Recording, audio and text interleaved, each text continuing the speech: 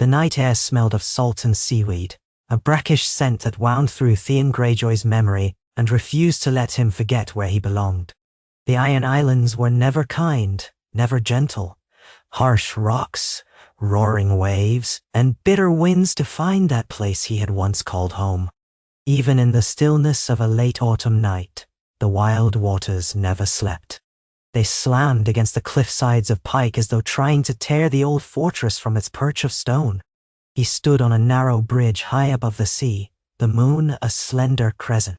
A single torch sputtered in a bracket at the far end, revealing a cluster of guards posted outside the door to his father's chambers. There were fewer men at this hour, most having drifted off to the hall where ale and sour wine kept them warm. The Ironborn seldom sought comfort from sleep.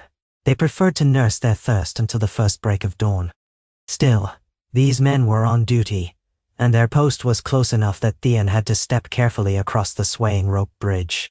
The surf roared below, driving a prickle of fear up Theon's spine, but he pressed on. He had once been terrified of these bridges, more precarious walkways than true roads, strung from tower to tower. Wind howled and ropes creaked. Each step threatened to tilt him into the void. But over time he had learned to hold his breath and trust in the knotted cords and slats of rotting wood. He had learned that if he kept moving, and never wavered, he could cross. It was no different that night, except for the jolt of tension that lived in his belly. He wore dark clothes beneath a salt-stained cloak. His sword hung at his side like a judgment. He felt its weight as if it were a chain. He had chosen this time for a reason. Balon Greyjoy was not a man of simple habits or early bedtimes, but by the hour past midnight he often retreated to brood in private, or to scheme with close advisors. Only a handful of times had Theon been permitted to stand in that circle of conspirators. Each time he had felt the old man's withering stare, a father and a liege lord joined in one man, never able to see Theon as anything but a hostage turned reluctant son. Balon had taught him that the Ironborn never forget a slight. They never truly forgave either. Tonight, Theon meant to prove how well he had learned that lesson. He stepped onto firmer ground on the far side, his boots thumping on damp stone. The guards looked at him under the torch's smoky glow. Their expressions ranged from indifferent to faintly curious. A year ago, they would have eyed Theon with contempt or suspicion. Now, they seemed to consider him more a curiosity. Ever since he'd come back to Pike from Winterfell, he had walked a confused, bitter path, trying to prove himself to a father who barely acknowledged him.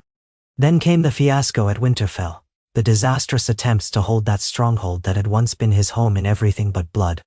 That had cost him nearly everything. He had returned to the Iron Islands with illusions shattered, burdened by failures, dishonors, and a name that had become a jest on the lips of friends and foes alike. And yet, he had done enough. He had shown enough cunning, enough cruelty too, though that thought still stung him. That some of the Ironborn at Pike had begun to regard him as more than a Stark ward. He was Balon's only living son aside from Yara. Many of the men followed Yara's lead, and Theon was left to carve out some measure of authority. But it was not enough. Not for the course Balon had set. "Evening, my lord," one guard said, inclining his head slightly. He was a bearded man with scars across his forearms, trophies from raids. "The king is inside, last I heard." "Good," Theon said, forcing a tight smile. "I would speak with him." The guard shrugged. "He's in a mood. Best watch what you say. The old man's not taking kindly to any challenge tonight." Theon gave a short nod. He forced a casual ease into his posture, though his heart rapped against his ribs like the tide smashing rocks. "I'll manage." The guard stepped aside, and Theon reached for the door handle. His throat felt tight. There would be no turning back once he crossed that threshold. In a kingdom as precarious as the Iron Islands, a man's destiny often hung on a blade's edge. For Theon Greyjoy, that edge had never felt so keen. He pushed open the door. The corridor beyond was narrow, lit by a single torch perched in another iron sconce. The walls were wet with condensation. Theon made his way along, hearing his own pulse in his ears. At the end of the corridor stood the heavy oak door that led to Balon Greyjoy's solar. Behind it, Theon expected to find his father, perhaps a retainer or two. Balon was never truly alone, yet at this time of night he might have dismissed most of his men. He pressed a hand to the door. The thick iron banding was cold under his fingertips. His breath caught in his throat. Then he turned the latch and slipped inside. Balon Greyjoy stood at the far end of the room, hunched over a table cluttered with maps, parchment scraps, and half-empty tankards of ale. A single lantern illuminated the scene. Balon wore a thick mantle across his shoulders, its fabric wet along the hem from the rain that came through the leaky windows of Pike. He might have appeared frail if one did not know him, but Theon knew too well that his father's spine was unbending iron. The old man lifted his head a fraction to mark Theon's entrance, dark eyes gleaming. Theon closed the door softly behind him. Despite the heavy thud of the latch, Balon did not seem surprised. Perhaps the old man rarely slept, or perhaps he had grown used to restless nights. The rebellion he had stirred, the one that brought him to style himself King of the Isles, had not gone well. The seas were a harsh mistress, and the mainland armies more numerous than fish in the deep. Theon thought of all the men who had died trying to hold the North coast or harass the riverlands. Balon's dream of independence had cost a mountain of Ironborn lives, and for what? Pride. A father's pride was not the same as a father's love. Theon had learned that too in the cruel halls of Pike. "I'd not expect you at this hour," Balon said, his voice low and scratchy, as though from disuse. He turned, the lamplight catching the furrow of his brow. "Have you grown bored of the comforts of your own bed so quickly?" Theon kept his gaze steady. If Balon recognized the tension in his face, he gave no sign. "I had matters on my mind," Theon replied. "Matters only you can settle," Balon snorted. "If it's Yara's ships you want, I have no intention of giving them to you. Not after the last fiasco." A spark of anger flared in Theon's chest. He pushed it down, forcing an even tone. "No, father. I have something else to discuss." He stepped closer. The table was between them, scattered with tokens marking the Iron Fleet and the rival ships of the Westerosi lords. Theon let his eyes flicker over the maps. He saw the ragged lines that indicated a forced retreat. He saw the pin notes describing the river mouths they had once raided and the alliances that had formed against them. Theon had grown up around the Starks, hearing tales of Robert's rebellion and the Greyjoy rebellion before that. He knew the futility of fighting all the mainland kingdoms. Balon apparently had not learned that same lesson. "Well, out with it," Balon growled. "You haven't got the nerve to stand there in silence. Speak." Theon's hand drifted to his sword's hilt. Even then, a part of him balked. This was his father. That word had weighed on him across years of captivity in Winterfell. He had refused to call Eddard Stark father, had refused to be swayed by love or kindness or the gentle ways of the Green Mainland. He had clung to the notion that Balon Greyjoy, the Kraken of Pike, was his only father. That had been a lie. Blood was one thing, fatherhood was another. He felt that weight in his chest, a swirling storm of regret, resentment, and the flickering vestige of a son's desire to be recognized. But the time for that had passed. Even if Balon had once loved him, that love had been twisted by years of separation and politics. The iron price demanded sacrifice, and Theon stood there at the precipice, knowing that sacrifice must be made. "It's over," Theon said, voice trembling ever so slightly. "This war, this rebellion you keep chasing. Look at these maps. Look at how many of our men have died in your name." Balon's eyes flashed. "Mine is the only name worth dying for," he spat. "We do not sow, boy. We take. We reap what belongs to others, for ours is the old way. The Kraken must feed, or else the Iron Islands will crumble." "We're not feeding," Theon snapped. His fist tightened on the sword's hilt. "We are starving.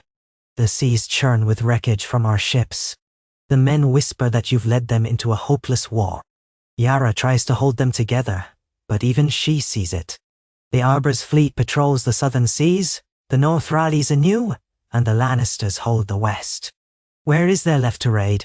We're cornered in our own islands. There's your trowel. Would you have us bend the knee?" Balon snarled, slamming a fist down onto the table. His rage was sudden, like a wave cresting violently in a storm. Would you have the mighty kraken slither in the shadows of lions and wolves? Theon took in a sharp breath. I would have the Iron Islands survive. Silence fell. Balon's lips pressed thin, the lines on his face deepening. Outside, the wind picked up, rattling the shutters. The table's single lantern flame quivered. The sea thundered below. You speak treason, Balon said. You speak of a dream long dead, Theon countered. Another heartbeat of silence. Then Balon laughed, a grating, scornful sound. You ungrateful whelp, he said. Perhaps I allowed too many Stark words to poison your head. Did Eddard Stark teach you to bend? Did he teach you to whine at the foot of a throne for scraps? Theon, you are no true Ironborn if you speak of retreat. The old ways are the only ways that matter. No, too. Theon remembered winter in the north, the hush of snowfall across the walls of Winterfell, the easy camaraderie of Robb Stark's laughter. He remembered the lonely times, too, feeling like an outsider among the wolves. But he also recalled that Ned Stark had taught him a certain quiet sense of honor, something that had warred with Theon's pride, and that pride had eventually led him to disastrous choices. He recalled how desperately he had wanted Balon's approval when he returned. Now, seeing his father's hatred and bitterness laid bare, Theon felt that last ember of longing snuff out. He reached across the table, his hand closing over a carved kraken piece on the map. The Ironborn deserve better than to be thrown against the rocks of your pride, he said softly. Balon's eyes narrowed. What would you know of what the Ironborn deserve? You, who lived as a hostage in Winterfell, who cowered behind the walls of Greenlanders. Theon's heart pounded. His grip on his sword hilt tightened until his knuckles ached. I know enough to see that this war has no future. Balon's lip curled. I should have left you to rot in the north when I had the chance. For a moment, Theon thought he might yield to the sorrow that bubbled in him. He could have turned away. But he saw in his father's eyes the reflection of his younger self, desperate to please, desperate to prove, forced always to accept that he was less than Yara, less than the dream Balon had once had for his lost sons. The memory of his older brothers who died in the last rebellion lingered in that man's stare. Theon could never measure up. He would always be lesser, a small, worthless token, a living reminder of Balon's humiliation at the hands of the mainlanders. That was the final straw. Theon's breath caught, and in a single surge, he drew his sword. The faint torchlight gleamed off the steel. Balon's eyes widened, and he lurched back a half-step, reflexes slowed by age and the cloak that weighed him down. Theon lunged forward, heart hammering. Balon grasped for a dagger at his belt, but Theon was quicker. His sword point pressed against Balon's chest. The older man froze, half snarling, half gasping. Surprise flickered across his face, replaced by cold fury. Don't be a fool, Balon rasped. You would not dare. Theon's entire body trembled. A tear he did not remember forming threatened to blur his vision, but he held it back. He pressed the blade forward until he felt the resistance of flesh. The old man clenched his jaw against the pain, refusing to yield so much as a grunt. I'm sorry, Theon whispered, though he wasn't certain if the words were for his father or himself. This man had turned Theon's life into a spiral of contradictions and resentments. And yet, a part of him still felt a pang of love twisted into regret. But he did not stop. He pushed. The blade sank deep, sliding between Balon's ribs. Blood welled onto the steel. Balon's breath shuddered. His eyes went wide. He made a soft choking noise, a final attempt to speak, but no words emerged. Theon eased the blade free and took a step back. Balon staggered. For the span of a few rapid heartbeats, father and son locked eyes. Theon saw confusion, pain, maybe even a flicker of recognition, some paternal ghost echoing across all the lost years. Then Balon's knees buckled. He collapsed onto the stone floor, a pool of dark blood spreading around him. Theon's breathing rattled in his throat, ragged. He stared at what he had done. A wave of dizziness nearly overcame him. His father, the man he had tried so hard to please, lay dying by his own hand. Outside, the wind howled, and the sea crashed. It sounded like a lamentation. Balon Greyjoy, king of the Iron Islands, breathed his last. Theon stood there for a long moment, sword dripping. His father's blood clung to his gloves, thick and viscous, and the reek of salt and iron filled the room. He had not planned for what came next. Numbness spread through him as he realized the finality of what he had done. But there was no time to indulge in shock. Any moment, guards could burst in. If they found Balon dead on the floor with Theon holding the bloody sword, there would be a fight. Maybe Theon's last. He forced himself to move, stepping carefully around the body. 1,000 warring emotions clashed inside him. Regret, relief, hatred, fear, guilt. They pounded through his veins like the roar of the surf. He wiped the blade hastily on a scrap of cloth from the table, smearing the fabric with blood. Then he sheathed the sword. If the guards saw him, they would know. But he had to hope the lateness of the hour might buy him a few moments. He had no illusions that this would remain secret. Once Balon's corpse was found, there would be chaos. But Theon had to be the one to steer that chaos. Otherwise, everything he had risked would be for nothing. He moved to the door, pressing his ear against the wood. Silence. Carefully, he pulled it open and slipped out. The corridor remained empty. He pressed forward, each step echoing in his ears. Every shadow felt like an accusing hand. By the time he reached the outer door, he forced himself to adopt a semblance of calm. The guard was there, still in that same bored stance. At the sight of Theon, the guard straightened. "All well, my lord." Theon nodded. "My father is resting," he said, voice tight. "Do not disturb him until dawn." The guard frowned.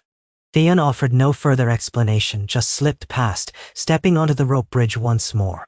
He felt the sway beneath him, the shriek of wind. It felt as though the sea itself sensed the magnitude of what had just transpired. He would have to find Yara. He needed allies quickly. Theon ran through the possibilities in his mind as he traversed the bridge. A mutiny would break out if the other captains thought Balon had died by Theon's hand. But if Theon could control the narrative, if he could claim an accident, or place the blame elsewhere, or even own his role openly and demonstrate the necessity, he might hold them long enough to force a different path. Another wave of terror rolled through him as he saw torches in the courtyard below.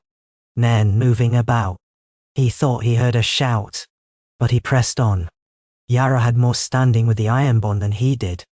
If she supported him, maybe they could end this rebellion before more of their people died.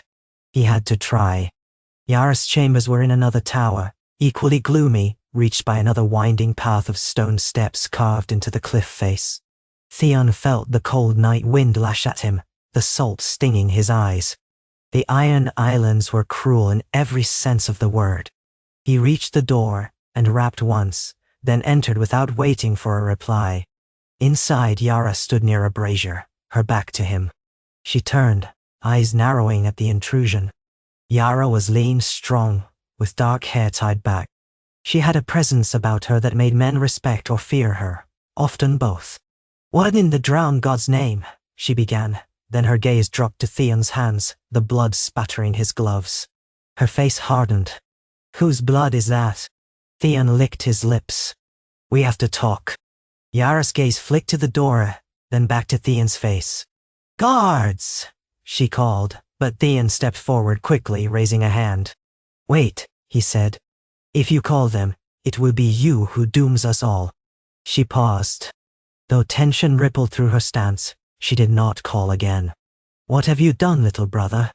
A bitter laugh escaped Theon. "I don't think you can call me that anymore." He exhaled hard, trying to steady himself. "He's dead," he said, voice unsteady. "Balon is dead." Yara's eyes flared wide. Her breath hitched. Then she moved forward, seizing Theon's collar, her voice low and furious. "What? You killed him?" Theon wavered. He thought for a moment that Yara might strike him or even kill him, but he held her gaze. "Yes, I did." She shoved him back, her teeth bared. "You mad fool." Theon stumbled but caught himself. "Listen to me," he hissed, glancing at the door. "The men cannot know I did this. Not yet. Or if they do, I need you standing by my side. Yara, this war is lost. I won't watch our people die for a dream that never had a chance. She stared at him, breathing raggedly, as though trying to read the entire depth of Theon's reasons in his eyes. He felt an ache for the sister he had barely known, the sister he had once tried to outmatch in prowess and cunning. She had often teased him, sometimes scorned him, but there had been a bond there too, overshadowed by Balon's expectations. "You've thrown us all into a storm," Yara said, voice tight. "The captains will kill you if they suspect you murdered him." Theon nodded. "I know, but many of them were already questioning his leadership. They only followed him because he was our father, King Balon. But I think they're tired of fruitless war. If we move quickly, we can gather enough support to negotiate a peace. I have contacts on the mainland. Some I made in Winterfell, others I made after. We can negotiate, Yara." And that. Yara's jaw clenched. The Ironborn aren't known for negotiation. Theon drew a shaky breath. "They will be if the alternative is starvation and slaughter. Yara, you know we can't win. The Lannisters, the Tyrells, the Starks, whoever ends up on the Iron Throne, none of them will abide in independent Iron Islands in open rebellion. Not now. Not with all the other conflicts. We'll be crushed."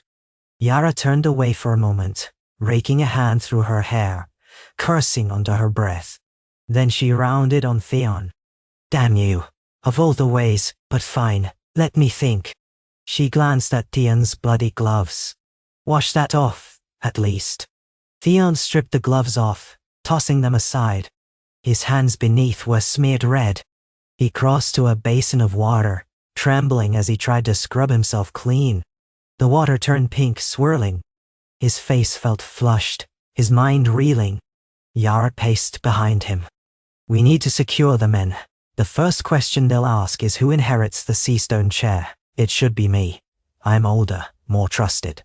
But if we want them to believe your innocence, we might claim father died by accident. Maybe say he fell from a tower. It's not like our bridges are safe. Or the storm caught him." Theon shook his head. "A guard stands outside his door. He'll see me go in." Yara grimaced. "Then we need to bring that guard under our control. Or kill him. We must act swiftly." "Nay." Theon gripped the edge of the basin. "I can't just keep killing." Yara gave a harsh laugh. "You've already done the worst of it. One more body might be the difference between us living and dying." He stared into the basin, at the swirling blood, and felt something sink inside him. The cost of his choice was growing with each breath. But he did not waver. "I'll do what must be done," he said, voice hollow. Yara exhaled and rubbed her forehead. "Let's do this carefully. First we find that guard. We make him swear he saw father slip on the wet stones. We say father died from a bad fall. It's not so unbelievable in this cursed keep." She glanced up at Theon. "Then I'll call a council of the captains, have them see the body, and proclaim that I am taking the Seastone chair. You'll stand by me, Theon, and we'll end the rebellion. We'll tell them father's final words were that the war is fruitless, that we must survive to sail again another day. A part of them will be relieved." Theon felt a flicker of hope. "You'd do that? You'd claim the seat yourself?" She pursed her lips. "Better me than you, if we want the men to rally. They trust me. You're still half a Greenland ward in their eyes. But you and I will rule together. We'll protect our people." He nodded, swallowing hard. Relief mingled with sorrow. Balon was gone, and it took this unimaginable act of betrayal to open a path to peace. But it might save the Iron Islands from further ruin. Yara crossed the room in 3 swift strides, yanked open the door, and beckoned Theon to follow. "We move now, before dawn." The night became a frenzied blur of whispered commands, tense confrontations, and the ring of steel on stone. Yara moved like a born leader among the guards, and Theon did his best to project composure, despite the hammering of his heart. Most of the men they encountered accepted Yara's authority easily. To them, Balon's accident was shocking but not inconceivable. The keep's precarious walkways and towers had claimed more than one life over the years. Yet, Not everyone believed so readily. Dagmar Cleftjaw, a seasoned raider and one of Balon's staunch supporters, demanded to see the body. Theon led him to the solar himself, where Balon's corpse still lay with a small pool of blood. Theon winced at the sight. Yara stooped over the body, glancing back at Dagmar. "He must have landed hard when he fell," she said, her tone heavy with grief, or a passable imitation of it. "Gods, that door is always slick from the rain. He must have staggered in here and collapsed. Perhaps the blow was too great." Dagmar's eyes shone with suspicion. "Blood is fresh. Where did he fall from?" Theon held himself steady, forcing sorrow into his voice. "I spoke with him briefly before. He said he was going to stand by the window. I left. When I came back, he made a strangled sound as if he were too distraught to continue." Yara stood, facing Dagmar. "Father's gone. But he wouldn't want us to tear ourselves apart over suspicion. He'd want us to remain strong, to continue his line." "Nice." Dagmar looked between them, lips pursed. The room smelled of blood and damp. Finally, he bowed his head. I served him for many years," he said, voice raw. "He was as strong as any man I knew, but the drowned god takes us all eventually." His gaze flicked to Theon. "You were with him last then?" Theon nodded, forcing tears into his eyes. "Yes, we argued about the war. He still wanted to fight, but I said we should seek peace. Then I left him to his thoughts." Dagmar studied him for a moment, then sighed. "Your father was stubborn. He might have grown so angry he wasn't watching his step." He let out a heavy breath. "It's the old man's time, I suppose." Theon felt a pang of guilt. Dagmar was one of the few Ironborn who had ever shown him a bit of rough kindness. That made lying to him all the more difficult. But Theon set his jaw. "We'll bury him at sea, as is our custom," he said softly. Dagmar nodded. "Aye, the captains will gather. We'll do right by him." Yara, seizing the moment, placed a hand on Dagmar's shoulder. "And they'll want a new leader. I'll gather them in the hall at dawn."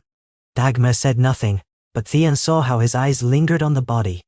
Then he trudged out, each step heavy. Theon let out a long breath, relief warring with shame.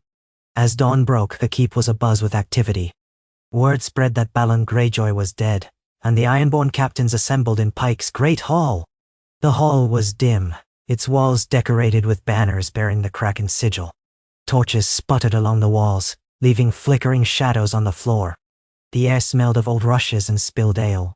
Yara stood before them, clad in a dark cloak, her face set in grim determination.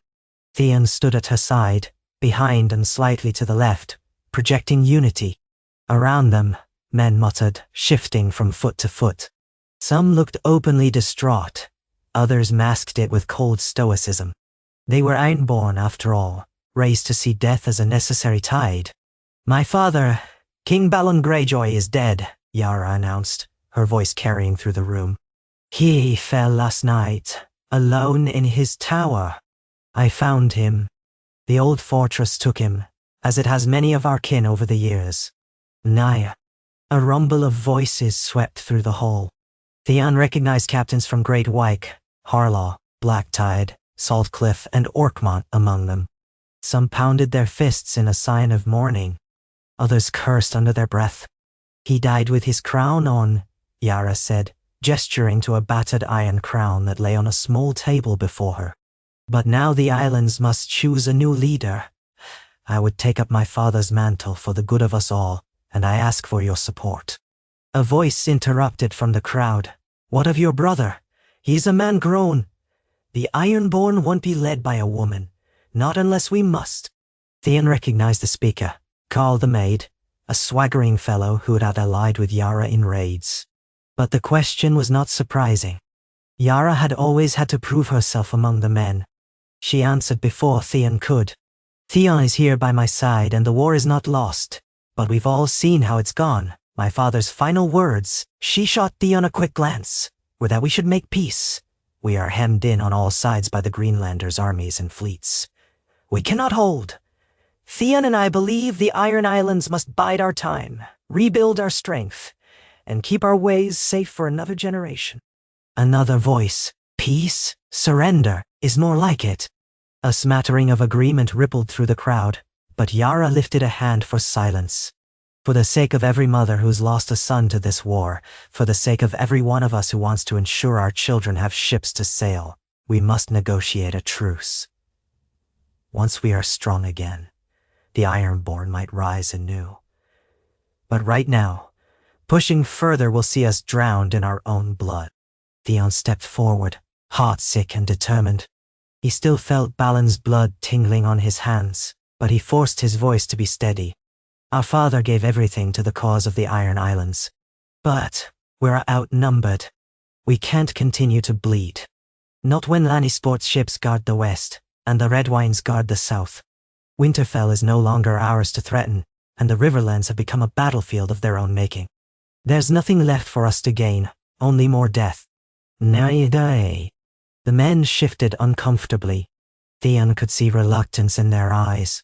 They had been raised to believe in taking what they wanted, to pay the iron price. But they also saw reason, or at least some of them did. Yara spoke again, voice pitched low and calm. If you follow me, I vow to negotiate terms that keep our islands free to practice the old ways at home, to fish our seas without interference, and to sail our ships in peace. We must give up our raids on the mainland for now, but we will not kneel. Not to any man. That last line won a few nods. Some men even rumbled in agreement. The Ironborn had never cared much for who sat the Iron Throne, so long as the sea was theirs to command. The trouble began only when they tried to carve out a kingdom on the mainland. Who among us would stand with you? Asked another captain, a tall, bald man with a ragged scar across his nose. And who would stand in your way? Yara's gaze swept the hall. If there are any who wish to challenge me, let them speak. Let them claim the Seastone chair if they can. A taut silence stretched. Theon held his breath, half expecting someone to hurl themselves forward in a bid for kingship. But nobody moved. Maybe it was Yara's reputation, or maybe none believed they could do better. Finally, the scarred man dipped his head. I'll stand behind you, Lady Yara. The wars cost me 2 ships and a dozen men. I'm ready to see us safe. Slowly, others nodded. A wave of resignation seemed to settle over the crowd. In the flicker of torchlight, Theon saw men exhale, as though letting go of the tension that had dogged them for months. They were Ironborn, but they were not blind to the losses they had suffered. At last, peace seemed less like a coward's path, and more like a necessity. Yara raised a hand. Then it settled. We bury Balon at sea tonight with all the honors of his station. Let us mourn his passing, and come tomorrow, we will open negotiations with the mainland. The Iron Islands must endure, for we do not sow. We survive. A few men voiced a ragged cheer. Others murmured approval. The decision was made. Yara Greyjoy would succeed Balon, with Theon at her side. The rebellion would end. Amid that swirl of voices, Theon stood silent, feeling the ache in his chest deepen. He had done the unthinkable. He had killed his father to break the cycle of violence. Part of him wondered if the drowned god would ever forgive him. Part of him doubted he deserved forgiveness. But if the islands were spared further ruin, perhaps that would be enough. The funeral was somber. Balon Greyjoy's body, wrapped in seaweed-draped linen, was laid upon a raft at the rocky shore below Pike. Waves lapped at the stones, swirling around the funeral boat as men guided it into the surf. The iron crown rested atop his chest, the battered metal stained with the memory of his final hours. Wind tore at the gathered Ironborn as they stood in a half-circle at the water's edge. The priest of the drowned god, robed in sea-stained cloth, stood nearest the boat. His voice rose in a solemn chant. What is dead may never die, but rises again, harder and stronger. The men and women answered the refrain, though the mood was heavy. The priest lit a torch, thrusting it into the funeral pyre built atop the raft. Flames sprang to life, crackling around Balon's body. Seawater hissed as the raft caught, a curl of smoke rising into the stormy sky. Slowly, the current carried the burning raft out, deeper into the restless sea. Theon stood on one side of Yara, each of them flanked by captains and sworn swords. Though he felt the sting of tears, he could not cry. His eyes were dry, his heart a swirling cauldron of grief, guilt, and relief. Beside him, Yara was stiff, her expression grim and unreadable. The flickering firelight illuminated the tears glistening on her cheeks, though she did not make a sound. Quietly, Theon murmured, "I'm sorry." He wasn't sure if he was apologizing to Yara, to Balon, or to some part of himself. Maybe all three. Yara said nothing. She simply watched the fire drifting away. They stood there until the raft was no more than a glow on the horizon, swallowed by darkness and sea spray. When it was done, the captains left, one by one, to nurse their sorrow with drink or brood in private. Yara lingered, gazing out at the grey waters. Theon remained, feeling the salt wind on his face. He wondered if it was really so simple, if the madness that had gripped the Iron Islands for years could be ended with one stroke of a sword. In time, he suspected, that question would be answered by the tide of events he had put in motion. "You should get some rest," Yara said at last, her voice hoarse. "We have more to do in the morning." "Will you?" he asked. She shook her head, a bitter smile twisting her lips. "I have to stand strong for them, Theon, but tonight, I need to feel my grief. You've cost me a father." He winced. "I know." For a moment, her composure cracked. She reached out and gripped his arm. "You'd best make this worth it," she whispered fiercely. "All the good intentions in the world won't bring him back, nor my men, nor your regrets." Theon bowed his head. "It will be worth it, I swear." She released him and turned back to the sea. He left her there, the lone figure on the shore, staring after a father consumed by flame and salt, soon to be nothing but ash and memory. In the days that followed, Yara wasted no time in moving to secure her rule and negotiate peace. Theon, half resentful and half grateful, watched her do it with a level of political skill and ruthless determination that impressed him. Messages went out to lords on the mainland, carried by ravens or swift boats to the ports of the Westerlands and the north. Theon composed letters to old acquaintances, those he believed would hear him out. Yara strategized on which concessions to offer. No more raids beyond a certain boundary. A willingness to open some trade routes. The promise not to harass Lannister fleets. It was a delicate dance. Many mainland lords wanted vengeance for the Ironborn raids. Others were preoccupied with ongoing conflicts, and had no desire to waste men and ships chasing the Kraken if it had gone dormant. Slowly, piece by piece, a precarious peace took shape. The biggest obstacle arrived when the new king in the north, a resurrected cause after the War of the Five Kings shifted, demanded reparations for the sacking of Winterfell. Theon's heart nearly stopped when he read that letter, penned by one of Robb Stark's successors or allies. The North demanded restitution for what happened to Winterfell and its people. Theon could almost feel the noose tightening around his neck. He remembered the horrors he had committed in Winterfell, the lies told, the betrayals. It haunted him, night after night. If the negotiations drew the North's attention too fully, Theon feared he might be turned over, tried or executed. But Yara stood firm. "My brother has done wrong, yes," she acknowledged in a letter to the Northern Lords. "But he is an Ironborn, and we judge our own. If you want peace, you must accept that he remains in my custody. If you do not, the seas will churn once more with blood." It was a gamble. The North's outraged reply spoke of justice. But as months crawled by, negotiations continued, and eventually, a compromise was reached. Theon would never set foot on northern soil again, nor would the Ironborn trouble the North's coasts. In exchange, the North would not press for Theon's extradition. Theon read the final letter in the privacy of his rooms. The words were cold, but not wholly unjust. They condemned him, but accepted a bloodless resolution for the sake of a broader peace. When he told Yara, she shrugged, looking tired. They want to focus on their own matters. Who leads the North now? Who marries who? What alliances are formed? They don't want to waste men and coin chasing you. A strange numbness settled over Theon. He should have felt relief, but all he felt was a hollow space where once there had been guilt and shame. He did not deserve freedom, but Yara had won it for him. He prayed that he might someday atone for all the wrongs he had done. In the subsequent months, the Iron Islands drew back their fleets. Once perilous waters became calmer as fewer raids took place.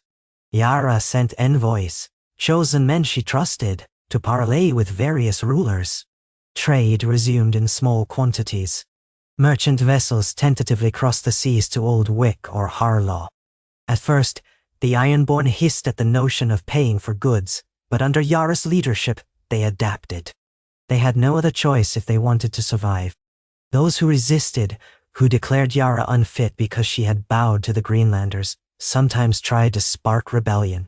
But they were quashed quickly, often by Theon's hand.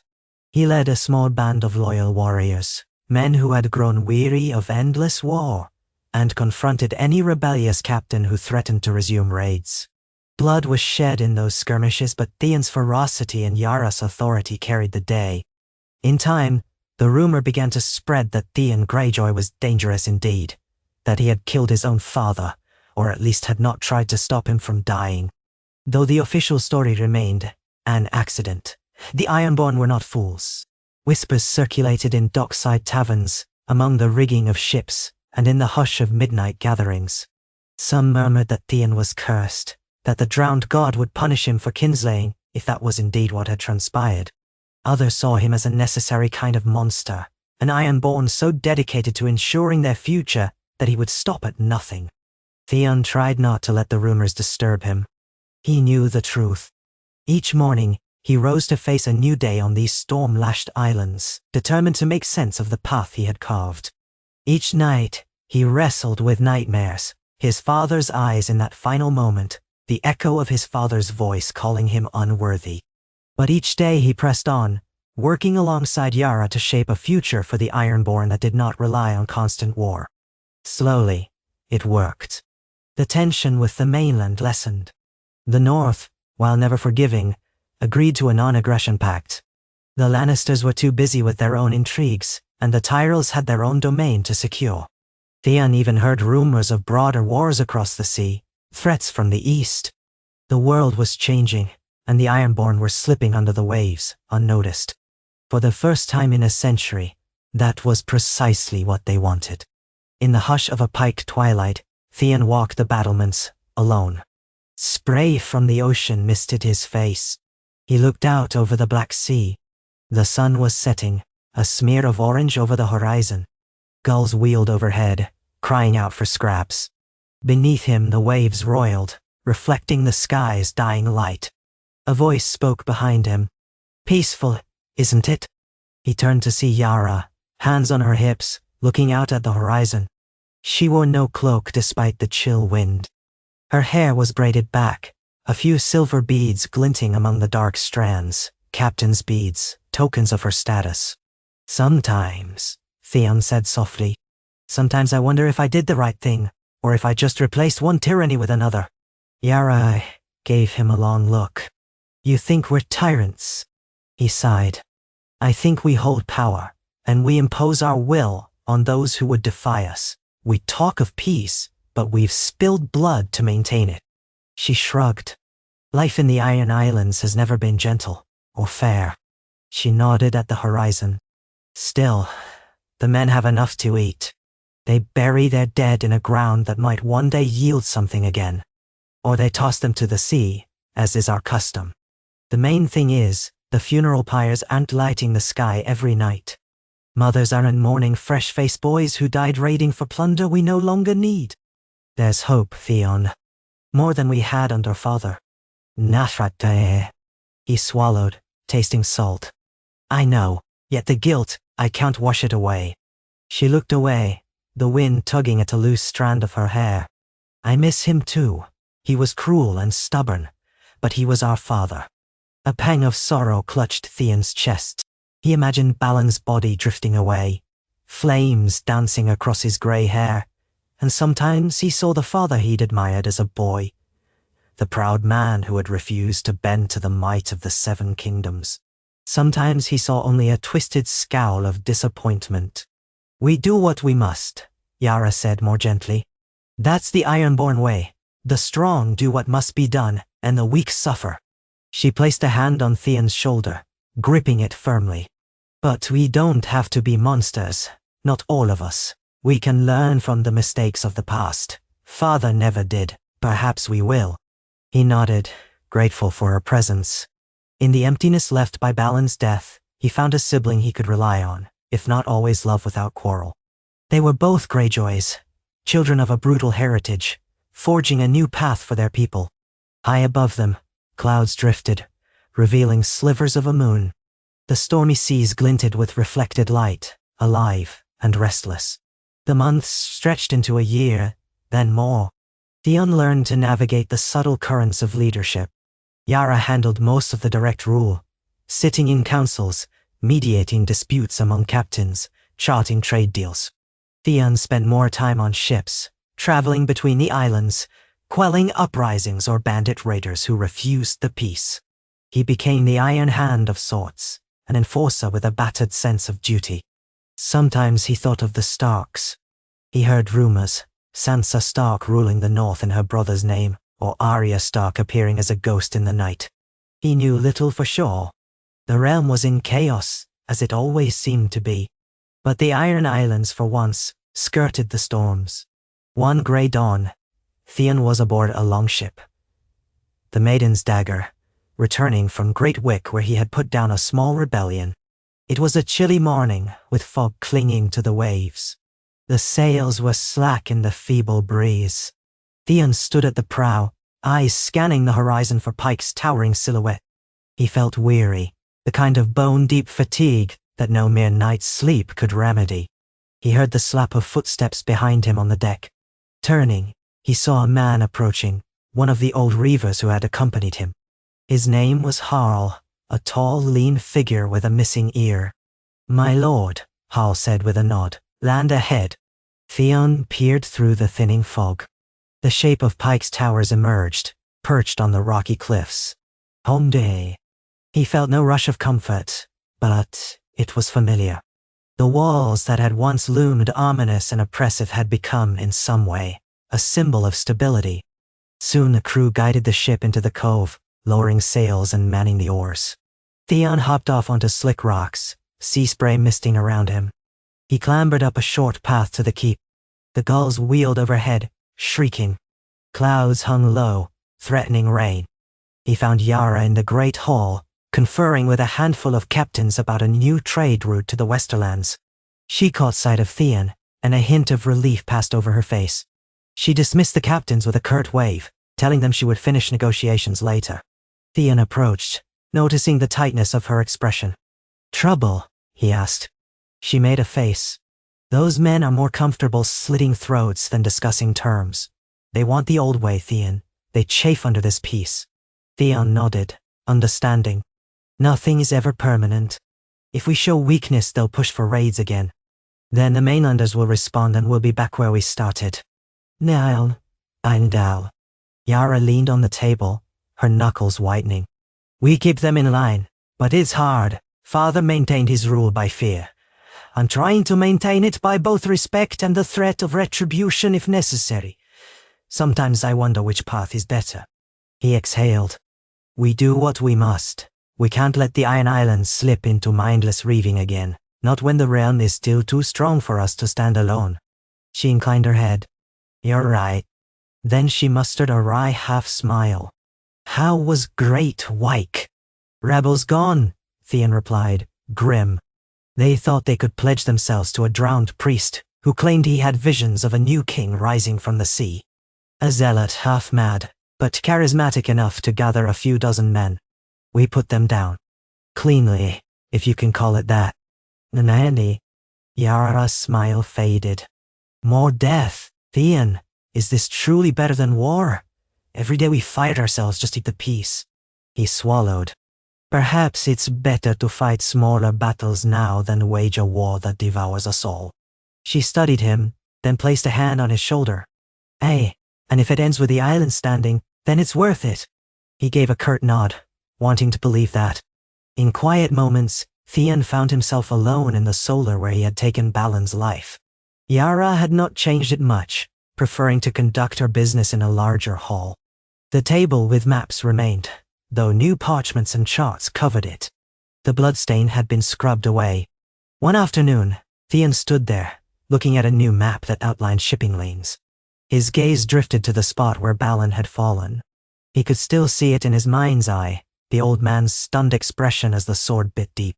He wondered if he would spend the rest of his life haunted by that image. But then he considered the alternative, a continued hopeless war. Thousands more Ironborn dead, the islands battered by the might of the realm. Perhaps that haunting was the price he paid to spare them that fate. He closed his eyes. A memory rose unbidden. The courtyard of Winterfell, the day he had said goodbye to the Starks before sailing back to Pike for the first time in years. Robb Stark had clasped his shoulder and said, "We'll see each other again, brother."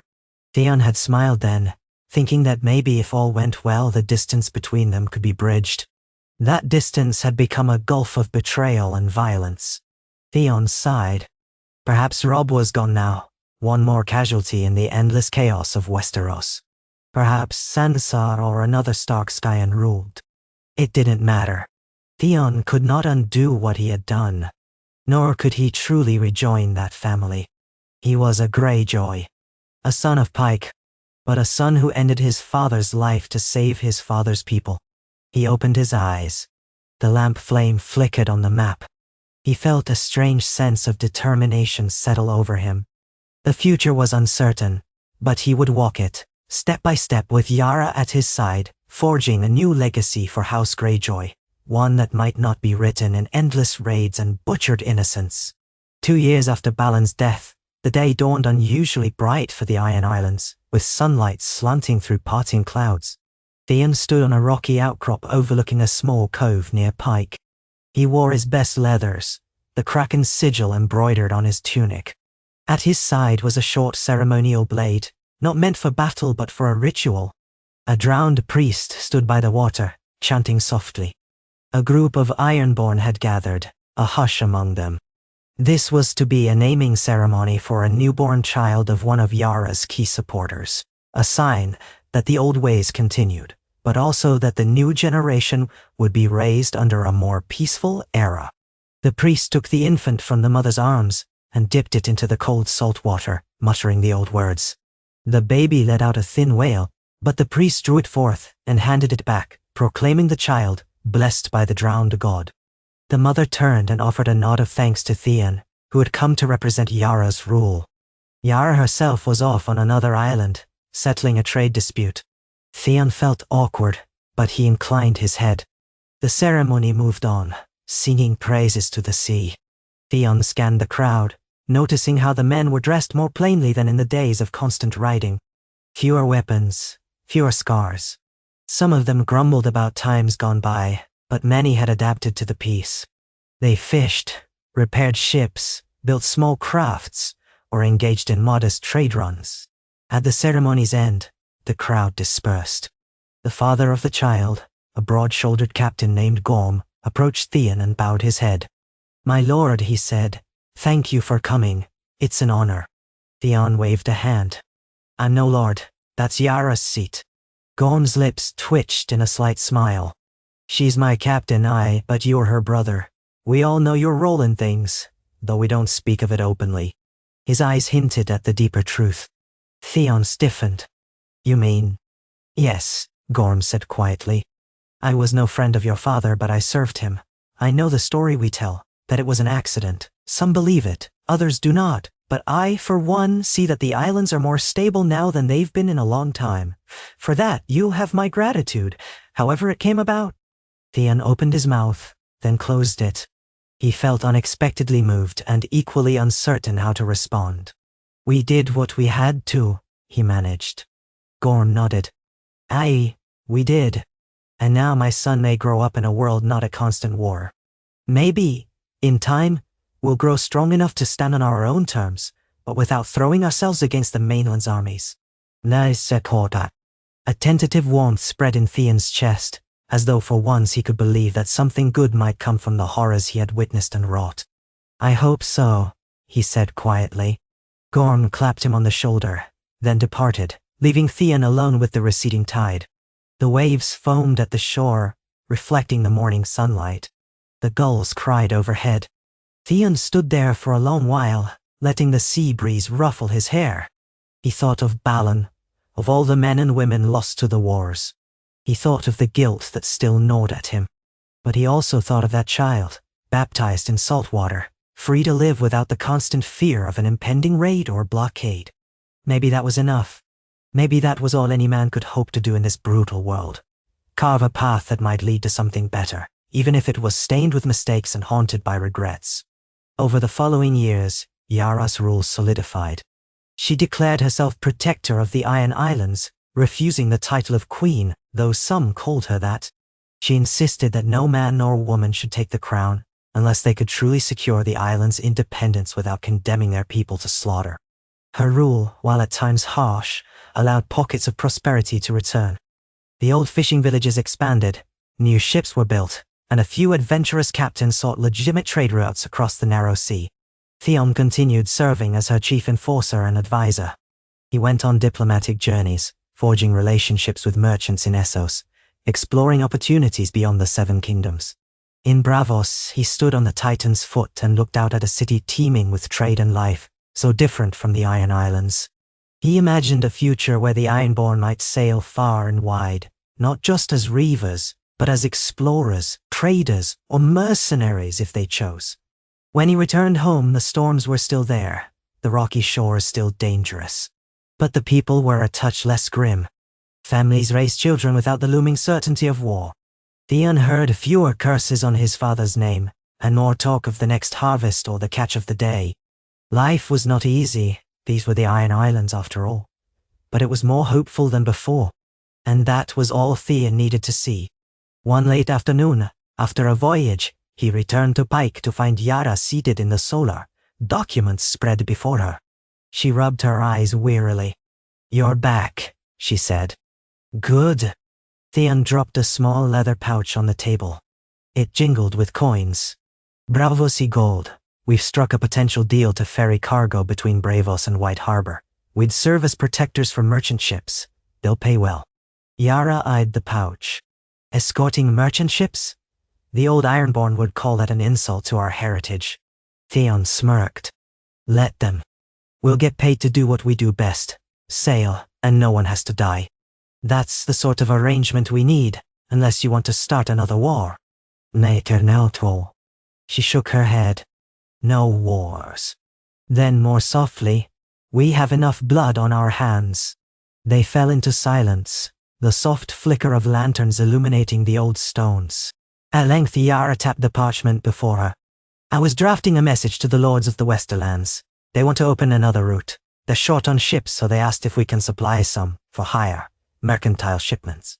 Theon raised his brows. "We, the Ironborn, shipping goods for the Westerlands. That's quite a change from the days of reaving Lannisport." Yara let out a low chuckle. "Yes, well, times change. We change, or we die." She looked up at him. "We've chosen to change." He nodded, glancing out the window. The sky was streaked with orange and pink as the sun slipped toward the sea. "Do you think Father would be furious with us?" Yara's gaze traveled to the shadowed corner of the room, where once Balon's presence had loomed so large. "Yes," she said frankly, "but he didn't see another path. He thought the only way was war. We've proven otherwise. We've endured." Theon inhaled, the briny air tinged with the onset of night. "We have." The sun dipped lower, sending a final flare of gold across the waves. For a moment, the water seemed aflame, a mirror of that funeral pyre so long ago. Theon felt a pang in his chest, remembering the father he killed, the father who might have led the Ironborn to their doom. He had no illusions that he was a hero. Yet for all the blood spilt, he had helped carve a path towards stability. After a time, he turned to Yara, and she rose from her seat. Together, they walked to the window, leaning against the sill. Below, the sea crashed against Pike's foundations. The tide was high, swirling with foam. Theon closed his eyes, letting the roar fill his ears. He remembered the day he took that fateful step, sword in hand, ready to end Balon Greyjoy's life. He could never forget. But he could let the memory guide him to ensure that, at the very least, the Ironborn would not need to spill more needless blood. Yara placed a hand on his shoulder, a silent acknowledgement of the ghosts they both carried. Outside, the last of the sunlight faded, and night claimed the islands. But the torches in Pike burned bright, warding off the darkness, a testament to a new era art. The wind howled across the towers and over the rope bridges. Yet Pike stood firm. The Iron Islands stood firm. And Theon Greyjoy, kinslayer, traitor, and, in his own quiet way, savior of his people, stood at his sister's side, ready for whatever storms the morrow might bring. In that moment, he found a sliver of solace and a faint, tremulous hope. Theon Greyjoy woke the next morning to the muffled roar of the sea beyond his window. Rain had swept in overnight, thin and prickly, soaking the towers and rope bridges of Pike so thoroughly that a damp chill seemed to cling to every stone. He sat up from his narrow bed, feeling each creak in his limbs. The old fortress had a way of pressing its stern weight on the soul, even in fair weather, and the storm only intensified that sensation. Iron chains rattled outside as the wind rattled a hanging lantern, and somewhere beneath the keep, the water churned in rough eddies against the rocks. He rose, washed his face in a basin of cold water, then pulled on a tunic bearing the crack and sigil of her worn breeches. These garments had seen better days, but he preferred their familiarity to anything finer. He strapped on his sword belt, though of late he had used the blade for quelling Ironborn unrest more than anything else. That reality still felt strange to him. Theon Greyjoy, once the reckless hostage turned pretender, was now a symbol of stability. Sometimes he felt like a walking contradiction, but that was his life since killing his father and halting the rebellion before it devoured the islands entirely. He made his way along dim corridors to find Yara in the great hall.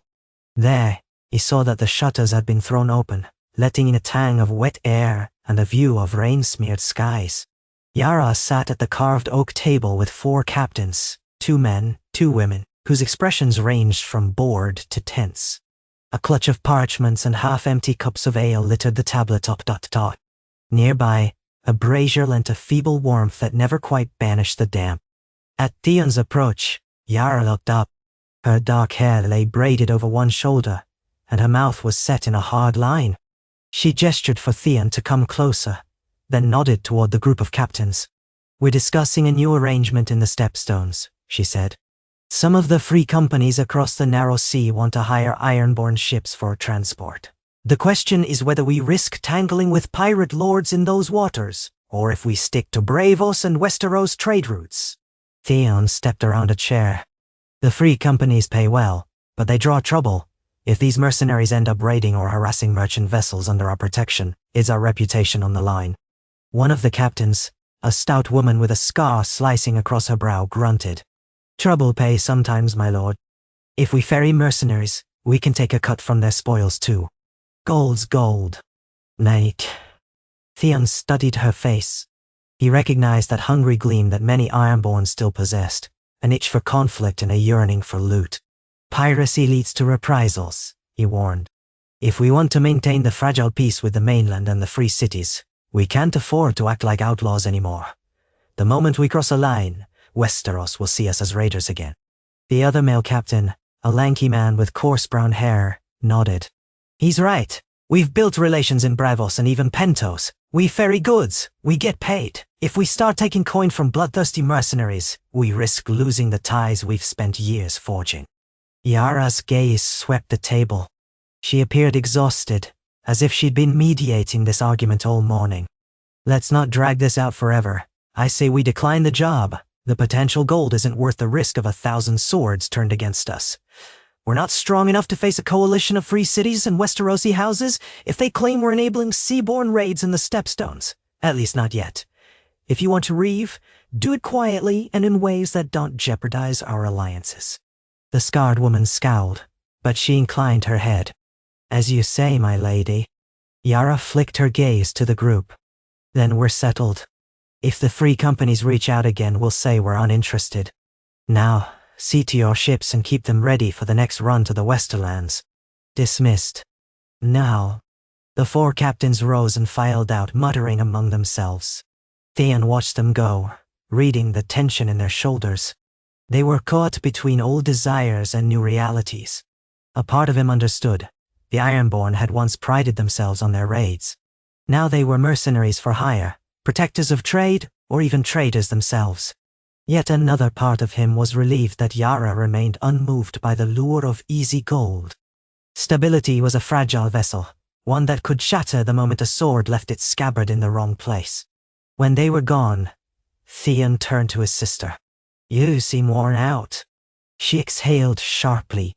"I am. Balancing the old ways with survival is a daily chore. If I give them too many reasons to think I've gone soft, they grow restless. If I indulge their bloodlust, half of Westeros might come calling with bigger ships and sharper swords." She lifted a cup, took a swallow of lukewarm ale, and grimaced at the taste. Theon took a seat across from her. "In time, maybe they'll adapt. Maybe. Or maybe they'll always resent the peace." She set down the cup. "How was your journey back from Great White?" He winced. "Uneventful for once. The rebels have scattered. Some tried to flee to distant islands, but not many. The local reeves say they've seen no more signs of armed descent. As for the faith-driven rebels we put down last time, they've gone quiet." "Good." Yara leaned back in her chair, eyes fixed on the far wall. "I sometimes wonder if all of this is just a prelude to a larger storm. One that might blow in from the mainland, or from the east, or from within our own islands. Balon always said that when the sea's calm, trouble's only waiting to pounce." Nakrini. Theon's stomach tightened at the mention of their father's name. Although time had passed, the memory of that bloody night never left him. "We can live in fear of the next storm, Yara. We prepare for it, yes, but we can't let it paralyze us." She nodded slowly, then pushed to her feet. "I'll take that advice. Come, let's get some air. These walls feel like they're closing in on me." They strolled out into the courtyard, a space littered with puddles and battered by the wind. One of Pikey's thick stone walls protected the interior from the worst of the gale, but the rain still angled in, soaking Theon's cloak almost immediately. Yara didn't bother with a cloak. She'd always been able to weather the elements better than he could.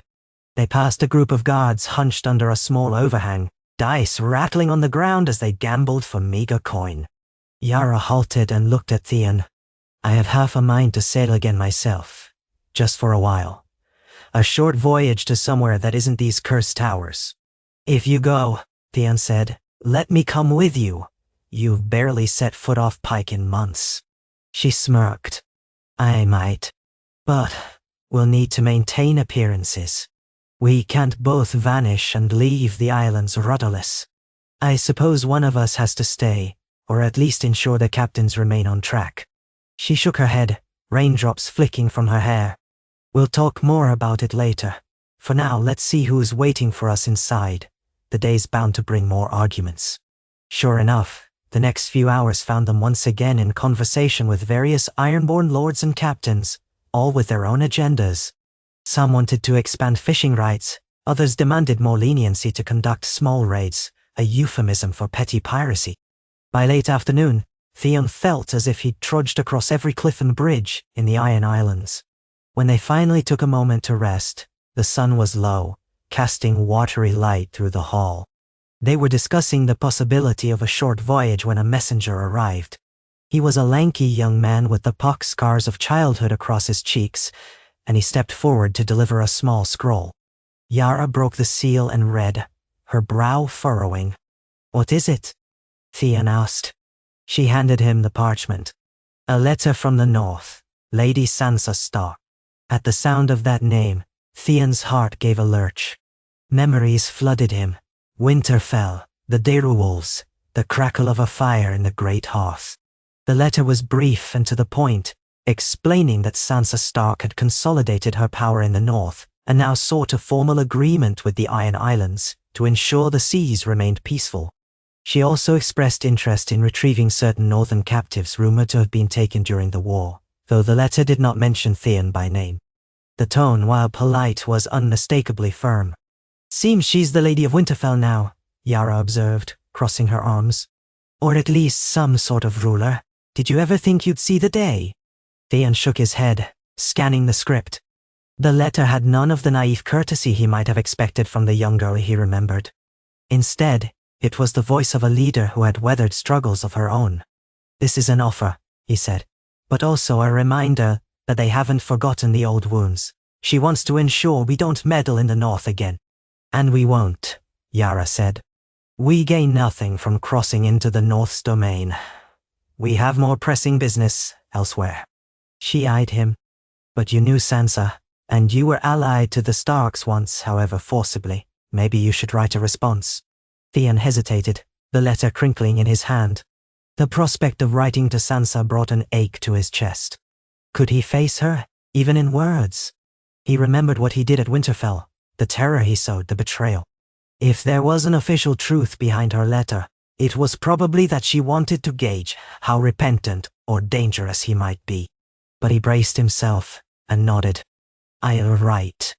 I'll keep it formal and to the point. We'll reaffirm our stance of peace. And if there are any northern captives still hidden here, we'll free them." Yara's face softened. "It's the right thing to do, Theon." He went to the solar with the old desk and scratched out a careful response. When he was done, his words felt stilted, too formal. But it was all he could manage. He sealed the letter, addressed it to Lady Stark, and handed it to the messenger. The young man bowed and departed into the rain. Theon released a breath he hadn't realized he was holding, feeling like he'd taken a step through a door he once thought forever barred. He gazed around the solar. The table was cluttered with charts and half-rolled maps. One in particular showed the western coast of Westeros, marking trade routes to Lannisport and the Shield Islands. Another detailed the northern coastline from the stony shore around to the port near White Harbor. Theon's gaze lingered on that one, remembering the times he had sailed that coast as a boy, under the watchful eye of Stark guardians. The memories felt like they belonged to someone else. In the next weeks, the routines of governance continued. Theon accompanied Yara on a brief tour of Harlaw, where Lord Roderick Harlaw, called the reader, voiced cautious support for the peace. He was a well-read man, always with a book in hand, and he seemed quietly approving of Yara's approach, though he questioned Theon more than once about the future of the islands. Theon offered only that they would stay the course, emphasizing trade and alliances instead of raiding. When they returned to Pike, a raven awaited them, bearing Sansa Stark's reply. Yara opened it at the high table while Theon stood by, trying to hide his tension. She scanned it, then passed it to him. The contents were surprisingly measured. Sansa thanked them for their pledge to maintain peace, and asked politely if any former northern smallfolk or prisoners remained in Ironborn hands. If so, she requested their immediate release. She also inquired whether Theon might travel to Winterfell himself, in person, to finalize an accord. The letter concluded with a sober promise. The North wished no aggression, but it would not tolerate any further encroachment on its lands or people. Theon's heartbeat thundered in his ears. He read that final line twice. She wanted him to come to Winterfell. He had never expected that invitation. Not after everything he'd done. "She's testing us," Yara said. "Testing you probably. She wants to see if you'll have the courage to show your face." Theon stared at the letter, his breath uneven. "Maybe she wants closure. Maybe she wants to look me in the eye and see the man I've become." He swallowed hard. "I'm not sure if I can." Yara studied him carefully. "What's stopping you? Fear? Guilt?" "Both," he admitted, voice raw. "I did terrible things, Yara. Winterfell was my second home, yet I sacked it. I pretended to kill the Stark boys. I threatened their people, made them suffer. How can I walk back in there without shame smothering me?" She reached out and squeezed his shoulder. "Yet you also saved that girl. What was her name? Jane Poole or someone else the stories mention. You let others escape.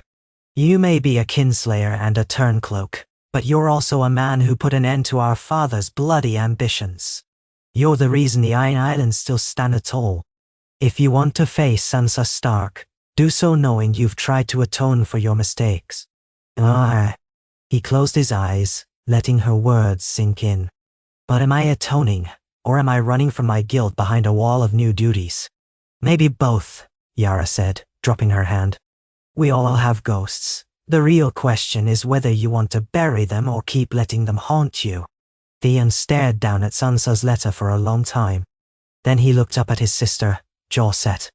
I'll go. I'll stand before her. If she kills me for it, I suppose I can't complain. But I have to face her. None. Yara nodded, respect in her eyes. I won't stop you. I'll have to stay here though. Somebody needs to mind the islands. I'll send an escort to protect you on the journey. A small group, so it doesn't look like a threat. Theon felt a knot of apprehension, but also a strange kind of determination. We'll sail for White Harbor, then head by land. That's presumably the safest route. Agreed. Choose your men and prepare. I'll see you off tomorrow. That night, Theon scarcely slept. His dreams were crowded with images of Winterfell, blending past and present. He dreamed of the courtyard where he'd once laughed with Robb Stark, and the crypts beneath the castle, cold and dark. He dreamed of Sansa as a wide-eyed girl, only to wake with the memory of her letter burning in his mind. By first light he rose from his bed, layered warm clothing beneath his salt-worn cloak, and made his way to the docks where a small ship waited under Yara's instructions. He had chosen 7 men to accompany him. They weren't the rowdiest reavers. He picked those who could fight if needed but wouldn't provoke a fight for sport. They loaded the ship with supplies, and within the hour, Theon was taking the helm, guiding them out of Pike's Harbor. The gulls shrieked overhead, and the winds were favorable, pushing them east along the northern coastline of Westeros. The drizzle had eased, replaced by watery sunshine that danced off the waves. On deck, Theon stood near the prow, gloved hands gripping the railing. He cast a final look back at Pike's towers, receding into the distance. With every yard of water gained, the tension in his chest grew. He wondered if this voyage would be his last, if the North would truly accept his presence. Perhaps Sansa only wanted to see him so she could exact justice. But if that was the price to secure a lasting peace, he would pay it. The crossing took several days. They skirted the rocky coast, passing the stony shore, then came near the Bight. At last, they reached White Harbor, the principal port of the north. The harbor's defenses looked stronger than when Theon had first seen them, a series of stone towers and walls that had clearly been rebuilt and fortified. Word of their approach must have gone ahead by Raven, because when they docked, a small group of mounted guards in stark livery waited at the pier. The harbor itself bustled with activity, fisherfolk hauling in nets, merchants calling out their wares, the swirl of gulls overhead. Theon stepped ashore, feeling the ground beneath his boots with a strange sense of displacement. Northmen in mail shirts regarded him warily, some with open distrust, others with curiosity. Theon and his men had left their heavier weapons on board at Yara's insistence, retaining only sidearms and a sense of caution. A tall, bearded guard approached, the stark wolf emblazoned on his surcoat. "Lord Theon Greyjoy?" he asked, sounding uncertain. Theon nodded, swallowing hard. "Yes. I come at Lady Stark's invitation." "No." The guard exchanged a glance with his companions, then bowed stiffly. "Welcome to White Harbor. We're to escort you to Winterfell by her ladyship's orders. We have horses ready." He led Theon and his 7 companions to a row of sturdy mounts tethered near the quay. Theon wasn't sure what to expect, but the courtesy was more than had hoped for. He mounted a dappled mare, noticing how the Northmen watched him closely. They set off through the city streets, past tall timbered houses, warehouses stacked with crates, and taverns exuding the scent of ale and salted fish. The day was bright, the air crisp with a hint of approaching winter. Once they left the city, the road stretched north through rolling plains and pine forests. Theon found the landscape both familiar and foreign. He had ridden these roads once years ago, traveling between the stony shore and Winterfell as Robb's ward, prisoner, friend, something in between. Now every bare tree and patch of half-frozen ground seemed to whisper of ghosts. His men rode in uneasy silence, overshadowed by the presence of Stark guards on all sides. The journey took several days, the air growing colder with each league. Snow flurries drifted in at times, dusting the road and collecting along the edges. They spent nights in small inns, always watched by the guards. Theon's companions grumbled about the cramped lodging and the suspicious looks from the locals, but Theon endured it all with stoic resignation. The real trial lay at the end of this road. Finally, one morning, as the sun rose pale over a horizon of frosted fields, Theon saw the towers of Winterfell emerge in the distance. Smoke curled from rebuilt rooftops, and the granite walls stood as imposing as he remembered, though parts of the stone looked newer, repaired from the damage of war. Theon's throat constricted. This was the place he had once called home, then seized by force, and now returned to as a penitent guest. The gates stood open, though armed guards flanked them. The air smelled of pine smoke and snow. The group rode into the courtyard, hooves thumping on the ground that Theon knew so well. Stablehands hurried over to take the horses, though they cast nervous glances. Beyond, he saw men and women moving about, their breath steaming. Theon dismounted slowly. Memories rushed in, choking him. This was where he had once hanged the bodies of 2 farm boys, passing them off as Bran and Rickon Stark to maintain a live power. He felt bile rise in his throat at the recollection. A steward approached, gesturing for them to follow. He led them across the courtyard, up stone steps, and into the great hall of Winterfell. Theon's heartbeat thudded with each step, and a part of him almost wished to turn and flee. But he steeled himself. If he was here to face justice or forgiveness, he would do so without cowardice. The great hall looked familiar yet changed. Some of the wood paneling was replaced, the banners bright and new. A large hearth blazed at the far end, and seated at a carved wooden chair on the dais was Sansa Stark. She wore a dark gown trimmed with fur, and her red hair was braided elegantly. She looked regal in a way Theon could never have predicted when she was a girl. The hall was sparsely filled, but a few northern lords stood nearby, along with advisors and guards. Sunlight streamed in through narrow windows, illuminating floating motes of dust. At Theon's entrance, an uneasy hush settled. The steward led him forward until he stood a respectful distance from the dais. He bowed, his head low, ignoring the dryness in his mouth. His men stayed behind him, also bowing, though their gestures were uncertain. Sansa's voice was clear and measured. "Welcome to Winterfell, Theon Greyjoy." Theon straightened, meeting her gaze. She was no longer that naive girl who once dreamed of knights and courts. Her blue eyes were keen and distant, shaped by hardship and resilience. Seeing her again made his heart twist with remorse. His voice emerged hoarse. "My lady, thank you for allowing me to come." She studied him. Silence weighed on the hall. Then she stood, the fur mantle draping her shoulders. "We've had many ravens from your sister, expressing her desire for peace. We know of the changes in the Iron Islands. I wanted to hear it from you, to see your face, before I believe your intentions are earnest."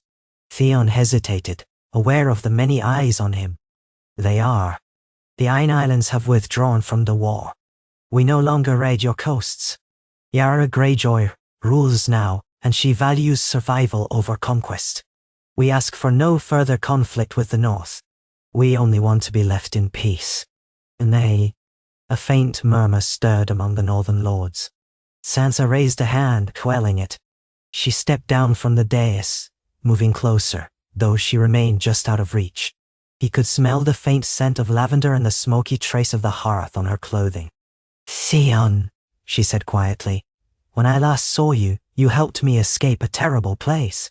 You showed me compassion after all that happened. Still, I cannot speak for all the North. Many here remember your betrayal. Why should we trust you?" Theon's voice trembled despite his attempts to steady it. "Because I have nothing left to gain from deceiving you. Because we need peace to survive. Because—" he faltered, fighting a surge of emotion. "Because I was wrong. For all of it." "Why?" Sansa's expression did not soften, but neither did it harden. She looked past him to his men. "You come in peace, armed lightly. That is a start." One of the northern lords, a tall man with streaks of grey in his hair, spoke up, voice echoing in the hall. "He's a turncloak who sacked his castle. Let us not forget the charred walls. Some families still mourn those who died in that siege." Theon bowed his head. "I know. I've spent every day since trying to atone. I'll never repay the debt I owe the North." He forced himself to look at Sansa again. "If you have demands, if there's a price you want, tell me." She regarded him for a long moment. Around them, The hall seemed to hold its breath. Then she said, "The price is that we never again see an Ironborn host marching through our lands. The price is that no mother in the north fears an Ironborn raid in the night. Beyond that, I leave it to the families who suffered to decide if they want compensation or justice. But know this, if you break your word, the North will unite and destroy the Iron Islands." A part of Theon wanted to close his eyes in relief. He'd expected much worse. "I understand. I swear by the drowned god and any god you hold dear. We won't break this peace. We want no more war." She studied his face, her own features impassive. Then she turned, gesturing to a steward. "Prepare rooms for our guests. Lord Theon Greyjoy, you and your men will stay under our protection for now. There's to be a feast tonight, though it was planned for our own reasons. You're invited. Perhaps we can speak more afterward." With that, she ascended the dais once again, and the tension in the hall ebbed slightly as the lords shifted. Theon let out a slow breath. He recognized that this was only the first step, that some might never forgive him. But at least he hadn't been dragged away in chains. The steward, a young woman in a wool cloak, led Theon's group to rooms in one of the keep's towers. The accommodations were simple but warmer than anything they had on Pike. A small hearth crackled in each chamber, and the narrow windows overlooked the courtyard. Theon set down his travel pack, uneasy in the enclosed space that once might have felt like home. He thanked the steward. She nodded politely, though her eyes remained guarded. Alone, he looked around the room, a swirl of memories threatening to overwhelm him. He had once lived in Winterfell for nearly a decade, albeit as a ward and symbolic hostage. There had been good moments with the Stark children, times he felt almost like a brother to Robb. Then, in a cruel twist, his yearning to prove himself to Balon had led him down a path of destruction. Standing here now, Theon felt the weight of those sins double. His men were lodged in adjacent rooms, and after he took a moment to gather his thoughts, he stepped out into the corridor to check on them. They seemed more comfortable than he would have guessed, remarking that the north might be cold, but at least the hearths were well tended. Theon advised them to be on their best behavior, not to wander too far or cause any trouble. Tensions might still be high. Evening approached, the sky outside deepening to purple. The call to feast echoed through the corridors, and Theon made his way down to the great hall once again. This time, the place was more crowded, filled with northern bannermen and local folk, all come to share in the meal. Long tables groaned under platters of roasted meat, trenchers of bread, and flagons of ale and mulled wine. Theon spotted Sansa Stark at the high table, flanked by a few northern lords and ladies. He hesitated at the threshold, acutely aware of the stairs. One of Sansa's advisors waved him forward to a seat near the high table, not on it. Theon settled there, ignoring the sidelong glances from the people next to him. His men sat farther down the row. The hall buzzed with conversation, plans for the coming winter, local disputes, rumors of movements in King's Landing. He heard mention of a Lannister wedding, talk of Tyrell expansions, and even murmurs of dragons across the sea, but he had no direct knowledge of any of it. The meal began with a prayer to the old gods, led by an older lady in grey furs. Then servers circulated, ladling steaming stew and carving slabs of roast boar. Theon ate sparingly, the tension in his gut quelling any real appetite. Now and then he glanced up at Sansa, but she was engaged in conversation with her neighbors. He wondered if she would speak to him privately at all. At one point, a fiddler struck up a tune, joined by a drummer, and a few in the hall clapped or tapped their feet. The mood had a faint cheer, though Theon sensed an undercurrent of curiosity. Many were looking his way, trying to gauge the man who had once declared himself Prince of Winterfell. He steeled himself. If he was here, he might as well engage. Leaning toward the person on his left, a middle-aged man in what looked like a minor lord's attire, he murmured, "What news from the hills around here?" The man eyed Theon a moment, then offered a cautious smile. "Little but rumors. Some say a band of wildlings crossed south near the Gift, but the lords of the north keep them in check. Winterfell's mostly dealing with the leftover scars of war, as we all are. And you, Lord Greyjoy, is it true you've let the old ways slip away?" "Now," Theon considered. We let the old ways of endless raiding slip, yes, but the Ironborn remain what we are, tied to the sea, paying the iron price when we must. We simply no longer see profit in warring with the entire realm. The man accepted that with a grunt. Then you're wiser than your father. Theon felt a twinge, but nodded. I hope so. Later, when the feast was winding down, he saw Sansa rise from the high table and step out through a side door. Something in her posture suggested an invitation, or at least a moment of respite. Theon excused himself from the table, followed her discreetly. A corridor led to an alcove overlooking one of the smaller courtyards, where 2 braziers gave off a soft, flickering light. Sansa stood there, gazing out at the night sky through a narrow window. He approached, clearing his throat. She turned, her expression measured. For a long moment, they simply looked at each other, each searching the other's face for signs of what had been lost or gained. At last, she spoke. You left here under the Stark banner, the day you sailed to meet your father. You came back under your own banner, as a conqueror. Now you arrive as a applicant. She paused. It's a strange journey. It is, Theon said, voice low. And I can't ask you to forgive me, I know that, but I'd at least like a chance to make amends. She didn't respond immediately. Instead, she turned back to the window. I used to think the worst of you. I blamed you for betraying Robb, for all those deaths. But then when we were both in danger, you helped me escape. You saved my life, Theon. And I began to wonder if that was enough to balance some of the scales. Now. He swallowed, remembering the terror they had fled together, the hounds, the snow, the madness of Ramsay Bolton. I tried to fix what I could, but it was never enough. Sansa breathed in sharply. There's no easy solution for these things, but I see that you've changed. You're quieter, older in your eyes. You don't swagger like the boy who once teased us in Winterfell's halls. He let out a faint, humorless laugh. That boy died a long time ago. Silence hung between them. Then she shifted to face him fully. You ask for peace on behalf of the Iron Islands. It's yours, so long as you abide by your promises. No more raids, no more stolen children, no more attacks. The North will not provoke you if you do not provoke the North. Nay, Carmado. He nodded. That's exactly what we want. She exhaled. Good. Then let our houses be done with this animosity. Let the North rebuild and let the Iron Islands find another path. For a moment, he almost reached for her hand, but he sensed that might be too forward.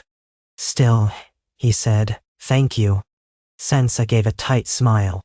Don't thank me yet. Some of the northern clans still hunger for vengeance. I'll do what I can to keep them in check, but if they believe you pose any threat. We'll be careful, Theon assured her. Truly. Her gaze drifted to the darkness beyond the window. You can stay a few more days if you wish. Or leave in the morning. I won't keep you under lock and key. Nakanohan. He felt a rush of complicated emotion. Part of him wanted to flee, to be done with this place and the ghosts that haunted him. But another part wanted to walk the halls, to see the familiar corners of Winterfell and lay them to rest in his mind. I might stay a night or two if that's all right. She nodded. As you like. I'll have the steward show you where you can walk freely. There will be eyes on you, Theon, but if you wish to pay respects or reflect on your sins, this castle has corners enough for that. She left him with those words, drifting back to the great hall. Theon remained by the window, staring into the courtyard where the half-burned remnants of older structures had once stood. Now they were rebuilt, shining with new wood. The scars of the war lingered, but Winterfell endured. It was a testament, he thought, to northern resilience and to Sansa's leadership. She had grown into her role. He felt both proud of her and deeply ashamed of how he had once tried to take this place for himself. The next day, Theon walked Winterfell's corridors with the steward's tacit permission, always trailed by at least one Stark guard. He glimpsed the library tower, the practice yard, the glass gardens, even the entrance to the crypts, though he did not dare descend. The memories pressed in at every corner. He saw the place where he had once executed Sir Roderick Castle, a memory that stabbed him with guilt. He stood in the yard where he'd paraded the charred bodies of 2 found boys, as if they were Bran and Rickon, and he felt sick all over again. The ghosts of the past rose up like phantoms, but he forced himself not to turn away. Eventually, he found his way to the God's Wood. The red leaves of the weirwood tree fluttered in a light breeze, and the ancient face carved into its trunk stared out with solemn knowledge. The pool beneath reflected the canopy, making the place feel hushed, sacred. Theon removed his gloves and knelt at the water's edge. He was not sure how to pray to these gods. The drowned god was the deity he had been raised to honor, but here, in the quiet hush of the old god's domain, he felt something akin to reverence. He bowed his head. "I'm sorry," he whispered, uncertain if the old gods would care for his remorse. "I'm sorry for all I did here, for everything I took and ruined. I can't fix it, but I want to do what's right now. If you can hear me, please give me strength to keep my promises." Wind stirred the leaves, a soft rustling. He had no illusions that the gods would speak. But somehow, the simple act of kneeling before this tree, one he had walked past 1,000 times in childhood, brought a shred of peace. When he rose, he felt lighter, as if he'd found a small measure of absolution within himself. That afternoon, the steward informed him that some of the local lords still had questions about restitution for people who had been taken as thralls or reaved during Balon's war. Theon agreed to meet them. They gathered in a small solar, a mix of minor nobility and representatives of common folk who had lost family. They demanded to know if the missing had been shipped off or killed. Theon answered as best he could, pledging that any captive still alive in Ironborn lands would be freed. He asked for descriptions and details, scribing them down. Then he promised to personally see that Yara made every effort to return them. It was not a pleasant conversation, nor a swift one. Some became angry, calling Theon a liar and a kinslayer who deserved a rope around his neck. He accepted their words without protest, for he had no defense against their grief. Others seemed hopeful or relieved that there was a chance, however small, to see their loved ones again. By the end, Theon was exhausted, drained by the weight of their pain. Still, he did not regret coming. On the second evening, as promised, Theon prepared to depart the next morning. Sansa granted him a final audience in the same corridor near the alcove. This time she wore a simpler cloak, her hair loose about her shoulders. Theon felt the hush of night settle around them like a mantle. "I'll have an escort guide you safely to White Harbor," Sansa said. "From there, you can sail back to Pike. I assume you've no wish to remain in the north longer?" He shook his head, though a corner of him almost longed to stay in these halls just to prove he could endure their memories. "No, Dight. I'm not fool enough to think I'm welcome here. I appreciate what you've done, Sansa. You could have refused me entrance or worse." "Nay." Her eyes searched his face. "You helped me when I had no one else. I haven't forgotten. Perhaps we're even now." He bit his lip, then said, "I'd like to think so, but I won't presume. If there's ever anything you need from the Iron Islands, anything within our power." She raised a hand. "I'll keep that in mind, Theon. Just make sure your sister keeps her word. If raiders appear, I'll have no choice but to respond. The North is strong again. We won't be taken by surprise a second time." "I understand, and we won't betray you," Theon said quietly. "We're done fighting wars we can't win." She nodded. A silence passed, heavy with everything unspoken, mutual regrets, shared scars, too many lost. Then Sansa offered a faint, genuine smile. "Safe journey, Theon Greyjoy." He bowed. "Thank you, Lady Stark. I wish you well." They parted. That night, Theon dreamed of Winterfell again. But this time, the images were gentler, less about the horrors he had wrought, more about the faces he once cared for. He caught a glimpse of Robb's grin, of Bran climbing walls, of Arya sparring in the yard. He saw Sansa in the Godswood humming a soft tune. The dream was bittersweet. At dawn, Theon and his men departed. A small contingent of Stark guards accompanied them, and they rode south along the King's Road, then veered east to White Harbor.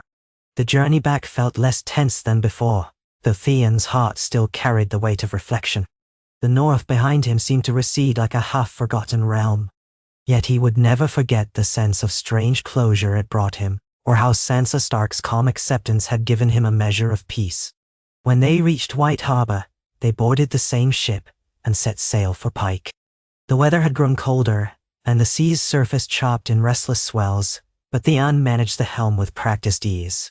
By the time Pike's grim silhouette rose out of the slate-grey water once again, he felt a mixture of relief and weariness. The Iron Islands might be harsh, but they were his domain. Here, at least, he knew his place. Yara awaited him on the quay, flanked by a few guards. Theon jumped down from the ship and embraced her, surprising them both. She let out a short laugh, but her eyes showed concern. "How did it go?" Theon sighed. "Better than I expected. The North wants peace. Sansa accepted our terms, provided we keep them. She wants any northern prisoners returned if we find them. And if we break our word, they'll bring the fury of the entire kingdom down on us." Yara nodded sharply. "Good. Then as long as our captains don't get too restless, we're in the clear." He grunted. "We need to be thorough about releasing any thralls from the North. Some families are searching for lost loved ones. They demanded accountability. I promised it." Yara tilted her head. "There could be a few such thralls scattered among the islands, but not many. Most might be dead or integrated. We'll have to ask the local lords to free them." Theon set his jaw. "We must. Otherwise, we risk everything." Nah. They walked up the steep path to Pike's gates, buffeted by wind. Yara brought him inside, pouring him a cup of strong ale in the great hall, where they caught up on events. She told him of small disputes that had flared, the ongoing negotiations with the Westerlands, and the new talk of Euron Greyjoy, an uncle rumored to roam the seas with a band of cutthroats. Theon stiffened at the mention of Euron, remembering the man's dark presence from childhood. Balon had exiled Euron at one point for seducing another brother's wife. Yara had never trusted him. "What's the rumor?" Theon asked, sipping the ale. "He was sighted near the Stepstones, but that might just be gossip. Or he might be building a crew, seeking to claim the Seastone chair for himself. If he does, we'll have a fight on our hands." "None is shy in style about this." Theon exhaled. "Let's hope it's just rumor. We've enough to handle without an ambitious Greyjoy with a taste for chaos." Yara's lips twisted in a wry smile. "Chaos is what he does best." The next few weeks settled into a tense routine. Theon worked with Yara to locate and free any surviving thralls from the north. Some were discovered in remote hamlets or on smaller isles, having lived as bonded labor for years. Others had perished long ago, or vanished without a trace. Still, those few who remained were gathered and placed on ships heading for White Harbor. It wasn't a large number, but it was enough to demonstrate good faith.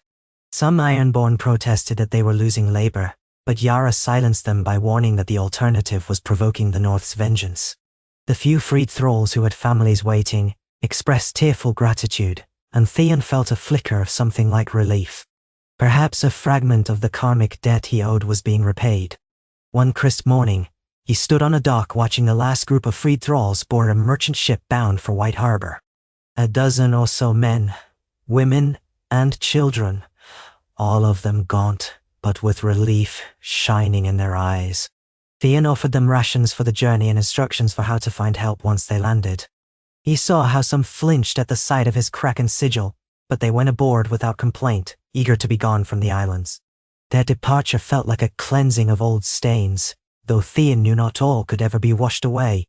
As the ship pulled out with the tide, Theon turned to find Dagmar Cleftjaw approaching, an old retainer of House Greyjoy, scarred and seasoned. Dagmar had once served Balon loyally, but he'd sworn to follow Yara after Balon's death. Theon braced himself, unsure what Dagmar would say about the thrall's release. Dagmar paused beside him, gazing at the retreating vessel. His jaw tightened. "We lose valuable arms with those thralls gone. But I see the sense. We can't keep crossing the north." Theon nodded warily.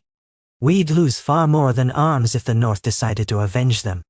Dagmar grunted in agreement. I know. Doesn't mean it sits well with me, giving in to demands like that." He turned his gaze on Theon, his scar pulling at his face. "Still, if it keeps us afloat, I won't complain." It was the closest thing to open support Theon had ever heard from Dagmar regarding these measures. He gave a short nod. "We do what we must." Dagmar scratched at the stubble on his chin. "Some men are still uneasy, They mutter that we've strayed too far from our ways, that we let the Greenlanders dictate our fate. Theon met his gaze levelly. Our old ways nearly destroyed us. We wouldn't be standing here if we kept trying to fight everyone else in Westeros. Dagmar shrugged. I won't argue. I just hope this peace lasts. He walked off, leaving Theon with the sound of gulls and the crash of waves. Theon found himself thinking about whether peace ever truly lasted in the Seven Kingdoms. Wars seemed woven into the realm's very fabric. Still, if they could stave off conflict for a generation or two, maybe that was victory enough. He headed back to the keep, crossing one of Pike's swaying rope bridges. The wind tugged at him and he gripped the rope. Below, the sea foamed among jagged rocks. The memory of that night, Balon dead on the floor, flashed through his mind. He pushed it away, focusing on each careful step until he reached solid ground again. In the weeks that followed, rumors of Euron's exploits grew louder. Merchant ships claimed they had seen a vessel bearing the sigil of the Silence, Euron's infamous ship, prowling the coasts of Essos. Some insisted Euron had raided small islands in the Stepstones, capturing slaves or plunder. Yara took these accounts seriously but dismissed half as exaggeration. Still, the possibility that Euron might one day sail to the Iron Islands and stake a claim lingered like a bad omen. Amid these concerns, Theon found himself traveling to Lordsport on the island of Pike to oversee repairs on several Ironborn vessels. The harbor there was the largest in the region, dotted with fishing boats, merchant cogs, and Ironborn longships. The local lord, a grizzled man named Harag, helped direct the laborers. Theon spent his days wading through shipwrights' concerns, checking the progress of hull patching and sail mending. One evening, after a long day of negotiations, Theon strolled along the wharf, watching the sunset turn the water a molten gold. He noticed a small group of children playing near the water, skipping stones. Their laughter rang out, incongruous against the clang of a blacksmith's hammer echoing from a nearby forge. Theon paused to watch them, realizing how rare such carefree sounds were in the Iron Islands.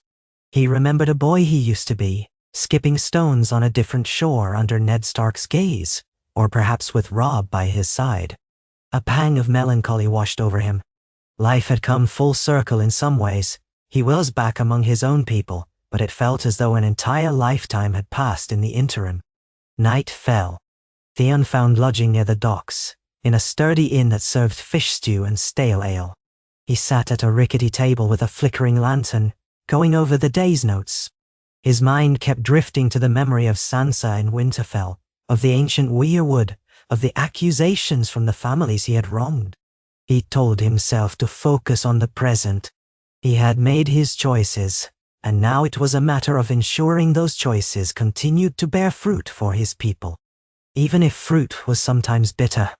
The next morning he woke early, planning to depart for Pike's main keep by midday. But as he made his way to the wharf, Harag and a few others came rushing to find him. Word had arrived from Orkmont. A band of reavers, claiming the old ways, had sacked a small mainland village near the coast. No official banner was sighted, but the survivors swore the attackers wore Kraken emblems. Theon's blood went cold. Such a raid could unravel everything. If it was truly Ironborn, the North or some other power might retaliate. Yara would be furious. He grit his teeth and faced Harag. We have to confirm if these reavers truly come from Orkmont. Maybe it's a rumor. Harag shook his head. The Raven came from one of our own captains stationed near Orkmont. It's no rumor. Some Ironborn have grown tired of your sister's peace. Then we hunt them, Theon said grimly. We bring them to heel before the mainland hears and raises an army. Harag concurred and Theon sent word to Yara by Raven, then prepared a longship with loyal men who hated the thought of more war. They set sail that same day, a dozen determined Ironborn at Theon's side. The breeze was stiff, and the waters choppy, but they cut through the waves quickly, heading to Orkmont, an island known for rocky cliffs and deep harbors. If the reavers were operating there, Theon intended to stamp them out. Orkmont's main settlement, Orkscale, was smaller than Lordsport, but still boasted a sizable pier. Theon arrived by nightfall, and the local reeve, a hunchbacked man named Borm, spilled out a torrent of anxious words about outlaws terrorizing the coast. They claimed they were loyal to The true Ironborn way, which in their minds meant raiding Greenlanders without permission. Born had little manpower to stop them. They're led by a fellow called Kedge Pike, Borm said, bobbing nervously in front of Theon. He's a madman, rumored to have once followed Euron. He's got a handful of ships, easily a score or two men. They strike swift and vanish. Theon exchanged a look with his men. Where are they based? We're not certain, Borm replied. But rumor says they hole up in a hidden cove on the western shore. Steep cliffs, treacherous shoals. No easy approach. And you wonder why they chose it, one of Theon's men muttered. Theon squared his shoulders. Then we'll find them. If these outlaws keep attacking the mainland, they'll draw the wrath of every lord from here to the neck. We can't let that happen. No. He left a few men behind to guard the harbor while he and the rest prepared to set out for the cove at first light. That night, Theon paced the small lodging house, unease gnawing at him. The Ironborn rebel spirit was not extinguished. Some still yearned for the days of open plunder, ignoring how close those days had come to annihilating them all. If these reavers provoked a war, Yara's fragile peace would shatter. He couldn't allow that. Come dawn, they loaded supplies onto a swift galley, the Salt Runner, and charted a course around the jagged coastline of Orkmont. The sea was restless, thick clouds rolling across the sky. Theon stood at the prow, scanning the cliffs for any sign of a hidden cove. Seabirds circled overhead, their cries lost in the wind. The salt spray stung his face, and the deck lurched beneath him. By noon they spotted a narrow inlet carved between towering stone walls. Kelp drifted in the water, and submerged rocks jutted dangerously. Theon directed the rowers to advance slowly, peering into the gloom. The place was eerily silent, the wind barely reaching inside the protective cove. If reavers were hiding here, they might have placed lookouts on the cliff tops. As the Salt Runner slipped past a cluster of rocks, Theon caught sight of shapes farther in, two longships moored against a crude wooden dock. Smoke curled upward, suggesting a camp. His gut tightened. This had to be Kedge Pike's lair. The question was how many men waited with him. They debated a direct assault versus a stealthier approach. In the end, Theon settled for caution. The cove was cramped enough that they could approach and block the exit, preventing escape. Then they tried to negotiate, or at least demand surrender. Theon didn't relish more bloodshed among Ironborn, but if these reavers refused to yield, he would have no choice. Signaling the rowers, he guided the Salt Runner into position, scraping past the final rocks until they were within hailing distance. Theon stood at the bow, cupped his hands around his mouth. Ho! Those on shore! I am Theon Greyjoy, envoy of Yara Greyjoy who rules the Iron Islands in peace. Show yourselves! A tense silence followed. Then men began emerging from the makeshift camp. Theon counted perhaps 24, all armed. At their center stood a burly figure with knotted hair and wild eyes. Kedge Pike, presumably. He wore leather armor that had seen better days, and a battered kraken sigil dangled from his neck. You're no king, Theon Greyjoy. Kedge roared, voice echoing off the cliffs. I follow no orders from you or your sister. We are true Ironborn, and we pay the iron price. Murmurs of agreement rippled through his men, who brandished spears and axes. The tension climbed. Theon swallowed, forcing authority into his voice. You've broken our pact. The mainlands are not to be raided, or you doom us all. Surrender now, or face the consequences. Kedge barked a laugh. Consequences? All I see is one puny galley. We have 2 ships of our own, and we've the advantage on land. Be gone, Theon Turncloak, or we'll send you to the drowned god. No learn. Theon's men bristled at the insult, but he raised a hand, controlling them. If you raise your weapons against me, you raise them against Yara's rule. That's treason. Stand down and I'll bring you back to Orkmont to face justice. Resist and you'll pay in blood. Kedge smirked, turning to confer briefly with one of his men. Then he shouted, We'll never bow to Balon's weakling whelps. You think your father wanted peace with the Greenlanders? He'd spit on your new ways. We reclaimed the old way by salt and steel. Before Theon could respond, an arrow whistled through the air, lodging in the Salt Runner's prow with a solid thunk. Theon cursed and ducked. Another arrow flew, clattering off a shield. The Reavers had archers in the camp. Theon's men scrambled for cover, raising shields to form a crude barricade. Theon's heart pounded. Negotiations were over. "Row forward," he ordered. "We'll land on that dock. You, fire back if you have a clear shot." The rowers churned the oars, propelling the galley closer. Theon's archers, 2 men with short bows, leaned over the gunwales and loosed arrows. Shouts echoed from shore as Kedge's men dodged or took cover behind crates. The Salt Runner's hull scraped against the dock, and Theon leapt out, sword in hand, boots sloshing in the shallows before hitting the wet wood. A half-dozen of his men followed suit, forming a shield wall. The moment they gained footing, the Reavers rushed in, a ragged but determined charge. Steel clashed with steel in a frenzy of yells and grunts. Theon stood near the front, parrying an incoming blow from a broad-chested man with a rusted axe. The impact jarred his arm. He sidestepped and slashed upward, catching the man in the shoulder. Blood spattered. The Reaver staggered, howling, before dropping to his knees. All around, the narrow dock turned into a melee. The salty air reeked of sweat, seaweed, and blood. Kedge Pike loomed, wielding a massive cutlass, hacking at one of Theon's men. Theon shouted for his warriors to form a tighter line, to push the Reavers back towards shore. If they could pin them on land, they might force them to surrender. Arrows still flew. One whizzed past Theon's ear. Another struck the chest of a Reaver who had lunged for him. Theon pivoted, raising his sword in time to catch an overhead strike from yet another foe. Sparks flew as metal met metal. Theon grit his teeth, remembering all the lessons drilled into him in Winterfell's yard. He twisted, forcing the attacker's blade aside, then drove his shoulder forward, knocking the man off balance. A quick slash ended the threat. Kedge roared a war cry, bellowing curses on Theon and Yara. He cut down one of Theon's men with a savage blow that spattered blood across the dock. Theon swallowed a surge of fear and pushed forward, meeting Kedge head-on. Their swords crashed together. Kedge was bigger, stronger, and the impact sent a shockwave up Theon's arms. He gasped, stepping sideways. "Traitor!" Kedge spat.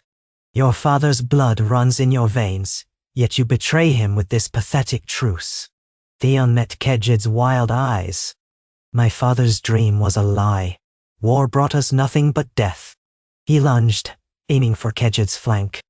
The bigger man caught the blade on his cutlass, twisting it aside. Their blades locked in a grinding stalemate. "You talk of death," Kedge snarled, "yet you kill your own father." Theon grit his teeth, refusing to let the old shame slow him. "I did what had to be done." He broke the lock, feinted high, and swung low. Kedge blocked, but the force made him stagger. Theon lunged again, relentless. The old him might have fought with arrogance, but the new Theon fought with grim purpose. For the Iron Island's survival, he had to end this threat. Their blades rang, their boots splashing in ankle-deep water that surged on the dock. A wave rocked the wood beneath them, throwing off their balance. Kedge swung wildly, almost catching Theon's thigh, but Theon twisted and let the blow skim harmlessly past. Then he saw his chance. He knocked aside Kedge's guard and drove his sword into the man's gut. Kedge's eyes went wide with pain and surprise. He gripped Theon's shoulders as if to wrench him closer, but Theon twisted the blade deeper. Blood poured over Theon's hand. Gurgling, Kedge sank to his knees. Theon withdrew his sword, breath ragged. Kedge coughed, spitting blood, and glared up at Theon with a hatred so fierce it seemed to burn. Then the life drained from him, and he collapsed against the slick timbers. The fighting slowed as the Reavers realized their leader had fallen. Some tried to flee, only to be cut off by Theon's archers. Others dropped their weapons, faces twisted with fear or stubborn defiance. Within minutes, the melee ended. 3 of Theon's men lay dead, along with nearly a dozen Reavers. The survivors were herded together, disarmed, and bound. Theon stood there, panting, his sword stained red. The water around the dock was tinted with blood, lapping hungrily at the carnage. The wind picked up, carrying the stench of death. He looked at the bound Reavers. Some spat curses, others trembled with shock. Theon felt no triumph, only a weary sorrow. "Hear me," he said, voice raw. "Your leader is dead. Your rebellion ends now.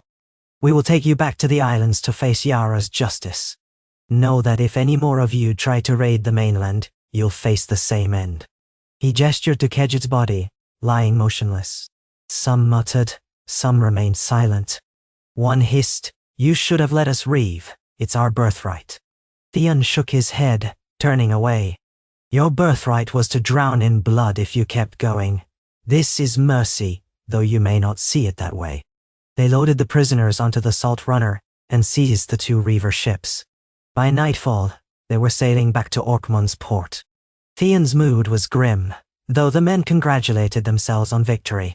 Once ashore, they turned the prisoners over to local authorities loyal to Yara, who promised swift judgment. Theon felt an echo of regret for the lives lost, but better these reavers than thousands more in a renewed mainland conflict. A raven was dispatched to Pike, summarizing events. Theon lingered on Orkmont a day longer, seeing to the wounded and ensuring the reaver ships were secured. He oversaw a short funeral rite for his fallen men, letting their bodies slip into the sea with lead weights. As the waves claimed them, he murmured the old prayer, "What is dead may never die," knowing full well how many ghosts already clung to his conscience. When he finally returned to Pike, Yara stood upon the docks again. The stormy sky overhead mirrored her stern expression. As Theon disembarked, she noted his bandaged arm where a minor cut had been bound, then looked at his eyes. "You won, I take it." "We did. Kedge Pike is dead. His men are captured or slain." He recounted the battle's details, how they'd found the hidden cove and forced the confrontation. Yara listened in silence. When he finished, she let out a long breath. "I'm sorry we lost good men, but it had to be done. One band of reavers could have undone all our work. The North would have hammered us." He nodded. "It's not over, though. There could be more who share Kejid's views." Yara's lips pressed thin. "Then we'll root them out. This was always going to be a battle between the old guard and the new. We can't let the old ways sink us again." They headed into the keep, accompanied by the sound of wind howling through the towers. The halls were dim, torches flickering along the walls. Theon could still smell the tang of blood on his cloak, though he'd tried to rinse it in seawater. He felt exhausted, and his old injuries ached. They settled in a smaller chamber, near a brazier. Yara poured 2 cups of wine, handing one to Theon. She studied him a moment. "This is what it means to lead, brother. Fighting our own people so we don't end up fighting the entire kingdom. I can see it weighs on you." He took a sip of the wine. It was sour, but it warmed his throat. "I won't pretend it's easy. Every time I kill another Ironborn, I wonder if Father would curse me from his watery grave. And yet I remember how Father's stubborn pride nearly destroyed us. So I killed to save us from worse. It's a twisted fate." Yara's expression softened. "Father cursed us both long before we were born. We're just trying to break free of that curse." She clinked her cup against his in a gesture that was half bitter toast, half solidarity. They drank, letting silence fill the space. Rain pattered against the walls. In that quiet, Theon found a grim acceptance. He might never escape the cycle of violence entirely, but he could at least direct it in a way that kept the Iron Islands from returning to the brink of ruin. In the following weeks, Yara dispatched messages to all the major islands, warning against further mainland raids and declaring that any who broke this edict would meet the same fate as Keok. Theon lent his signature to these missives, reaffirming their joint leadership. Slowly, they crushed pockets of dissent. Some captains grumbled, but the success in maintaining relative peace and profitable trade kept most in line. Time passed, bringing a measure of stability. Theon and Yara continued to watch for Euron or other threats, but the dreaded uncle remained distant, no more than a rumor. Relations with the North improved slightly, aided by the return of the freed thralls. Word even reached them that Sansa Stark appreciated the gesture, though she reminded them not to stray back into old habits. Theon sometimes walked the battlements at sunset, gazing out at the surging sea. He thought about all the sacrifices made, all the illusions shattered, and the father he'd slain. The wind whipped his hair, The rope bridges groaned, and the gulls cried. He wondered if the day would ever come when the Ironborn fully accepted that the era of fruitless rebellion was over. Yet for all his doubts, he saw signs of hope. Children played in Lordsport without fear. Fisherfolk plied their trade more securely. New ships were built for commerce, not for war. And though pockets of violence still flared, Theon and Yara addressed them swiftly, stamping out attempts to revert to endless raiding. One morning, a messenger raven arrived from the Westerlands, bearing an invitation. House Lannister, seeking to expand trade, requested a delegation from the Iron Islands to visit Lannisport for negotiations. Yara read the parchment with a wry grin. Imagine that Lannisters wanting to host us as honored guests. Father would have spat at the idea. Now. Theon shrugged. Yet it's an opportunity. The gold of the Westerlands could bankroll better ships, or help us improve our harbors. She waved the parchment. True enough. I'll go. You can stay and mind Pike, or come along if you wish. We've never been to Lannisport as anything but enemies. He remembered how the Lannisters had led the charge in crushing Balon's first rebellion, how they'd burned ships and battered the islands with Tywin Lannister's gold-funded armies. The idea of stepping foot in Lannisport under a banner of peace was surreal. But then, much of his life had become surreal. Let's both go, Theon decided. Show them a united front. Let the realm see that the Greyjoys are serious about this new path. She inclined her head. All right, brother. Let's see how well we break bread with lions. Thus, preparations began for another journey. Word was sent to Lannisport that the Greyjoy siblings would arrive with a modest entourage. They readied 2 ships, forging official travel passes so no local lord would challenge them. Theon felt a flicker of anticipation. Meeting Lannisters could be risky, but it might also secure the Iron Islands' place as legitimate players in the realm's shifting tapestry. On a brisk dawn, they set sail from Pike, the sails snapping in a favorable wind. Theon watched the sun rise over the horizon, turning the sea a shimmering copper. Yara stood at the helm of her flagship, the Iron Victory, hair whipped by the breeze, eyes bright with determination. The smaller vessel bearing Theon followed close, carrying trusted warriors and a handful of advisors who could speak to trade details. The journey down the western coast was largely uneventful, though they saw scattered signs of conflict, villages with scorched fields, rumors of banditry. Westeros was never fully at peace, it seemed. But none challenged the Ironborn vessels, and soon the headlands of the Westerlands came into view, rugged and imposing. The sea churned around them with swirling currents, as if acknowledging the presence of ancient foes turned uncertain partners. Lannisport itself was a sight, a thriving port city nestled in a natural bay, overlooked by the golden walls that signified Lannister wealth. At the mouth of the harbor, ships of many nations were docked, from lean-dorn skiffs to trading cogs from the Reach. Lannister banners fluttered on the ramparts, the golden lion bright against crimson. Theon felt a twist of unease in his gut. This was enemy territory, historically speaking, yet they had come as guests. A patrol galley approached them, bearing Lannister flags. Yara signaled a peaceful greeting and a voice boomed across the water. Identify yourselves. I am Yara Greyjoy of the Iron Islands, she called back. Here by invitation to treat with House Lannister. That seemed to satisfy the patrol. They guided the Ironborn ships into a designated berth, away from the main cluster of merchant vessels. Once anchored, Yara and Theon disembarked with their retinue, stepping onto the stone quay where a Lannister official, clad in fine red and gold, waited with a contingent of soldiers. The official bowed stiffly. Welcome, Lady Greyjoy. Lord Greyjoy, he said, with a glance at Theon.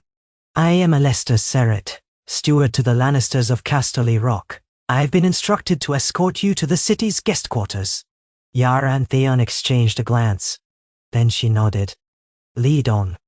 They followed him along the wharf, flanked by the official's guards. Theon noted the stares from dockworkers, sailors and passers-by. Some recognized the Kraken sigils, whispering behind their hands. Ironborn in Lannisport was not a common sight, especially not in a diplomatic capacity. The city's walls loomed over the waterfront, the gates open. Inside, the streets bustled with trade, market stalls hawking spices, cloth and crafts. Laughter and chatter blended with the clatter of hooves on cobblestones. Seret led them through winding avenues until they reached a grand building with a lion sigil over the entrance. Inside were spacious guest apartments, furnished with plush chairs, tapestries, and a wide balcony overlooking the harbor. Theon thought it overly lavish compared to Pike's austere stone halls, but it was a courtesy he couldn't dismiss. "Our lord has asked that you rest from your voyage," Seret said. "Tomorrow, you'll meet with representatives of the Lannister family at the Red Hall to discuss matters of trade and mutual cooperation." Yara dismissed their small escort of Ironborn to settle in, then turned to Theon once they were alone. "This is a different world, isn't it?" She traced a hand over the embroidered drapes, smirking. "Gold upon gold. Bet you never saw anything quite this fancy in Winterfell." He let out a soft laugh. Winterfell had its own richness, but it was simpler, more practical. This is pure show. They each took a chamber. Theon's suite had a large bed with crimson sheets, a polished mirror, and a carafe of wine. He looked around, remembering how once he had envied the luxuries of high lords. Now it felt alien. He slid open a window, letting in a breeze that carried the scent of the sea and city life. Below, he could see the harbor bristling with ships, the gold of the Lannister banners gleaming in the late afternoon sun. That night, the Ironborn dined quietly in their quarters, sampling the local fare delivered by servants under Seret's orders. Yara teased Theon about the fine wines, remarking how Pike's sour ale was more honest. A hint of tension underlined her banter. They both knew they were in the lion's den. Morning arrived with a flurry of activity. A messenger came to escort them to the Red Hall, a stately building near the city's central plaza. The structure boasted massive oak doors gilded with lion motifs. Yara, Theon, and a handful of Ironborn entered, their boots echoing on marble floors. Within, a grand chamber awaited, columns rising to a vaulted ceiling painted with scenes of Lannister victories. Near the far end was a dais with several high-backed chairs. A few Lannisters were present, including a tall man with sandy hair, wearing rich red velvet.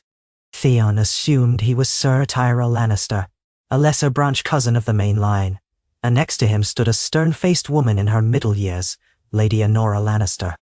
A small group of advisors flanked them. Theon noted how the guards around the walls kept a watchful eye, though their faces remained impassive. Seret cleared his throat, announcing, "Lady Yara Greyjoy, Lord Theon Greyjoy, representing the Iron Islands." Sir Tyrell gave a courteous half-bow. "Welcome to Lannisport. Our house is pleased to host you in hopes of forging profitable ties. I trust the quarters provided were adequate." Yara nodded, offering a polite but restrained smile. "They were fine, thank you." "Well then." Lady Honora stepped forward, her gaze sharp. "Let us speak of what can be gained from cooperation. The Iron Islands have famed seafaring skill, do they not? We, for our part, have gold. What does House Greyjoy propose?" Yara glanced at Theon, then addressed the Lannisters. "We can protect shipping lanes, provide escort for merchant vessels, and open safe harbors for Westerland's trade in our waters. In exchange, we expect fair payment and a supply of goods we cannot produce ourselves, grain, metals for forging, and other such necessities." A low hum of commentary passed among the Lannister advisors. Sir Tyrell smiled, but it had a calculating edge. "We do have abundant resources. The question is the rate you charge for your services, and the guarantee that your ships won't, shall we say, help themselves to cargo if the gold stops flowing." Theon stepped forward, meeting Sir Tyrell's gaze. "We've abandoned the practice of unprovoked raids. This arrangement would be a formal contract. You pay us. We protect your ships, not prey on them." Lady Honora studied him. "Forgive my bluntness, Lord Greyjoy, but many in the realm remember the Ironborn rebellions, your father's raids. Even you were called Turncloak. Why should we trust this sudden pivot toward honest dealings?" A hot flush crept up Theon's neck. He forced a composed expression. "We learned our lesson. Another attempt to carve out a mainland kingdom would be suicidal. We wish to endure, not commit slow suicide. Our father's path led only to ashes." Honora pursed her lips. "Pragmatic. Let us hope your entire people share the sentiment." The negotiations began, a dance of offers and demands. The Lannisters wanted reduced rates for shipping protection and guaranteed neutrality if they warred with other houses. Yara refused to be drawn into any vow that would pit the Iron Islands against the rest of Westeros, but she agreed not to hinder Lannister interests at sea unless they attacked first. Gold was discussed, along with shipments of wheat, barley, and precious metals. The back and forth took hours, with scribes recording every detail. By midday, they adjourned for a brief recess.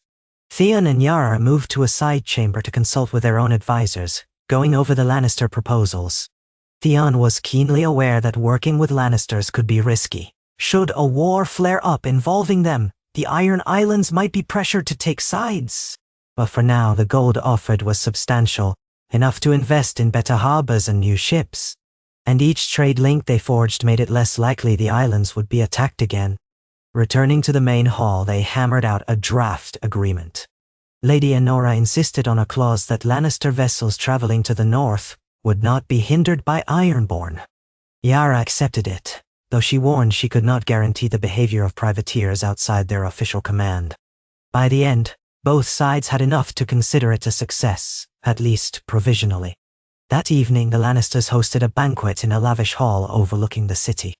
Tables laden with roasted lamb, spiced wines, and gilded cups greeted the Ironborn.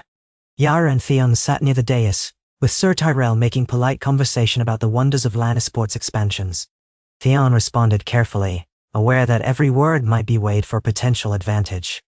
Throughout the evening, the swirl of music and laughter provided a veneer of warmth, but an undercurrent of tension remained, the memory of past wars never wholly forgotten.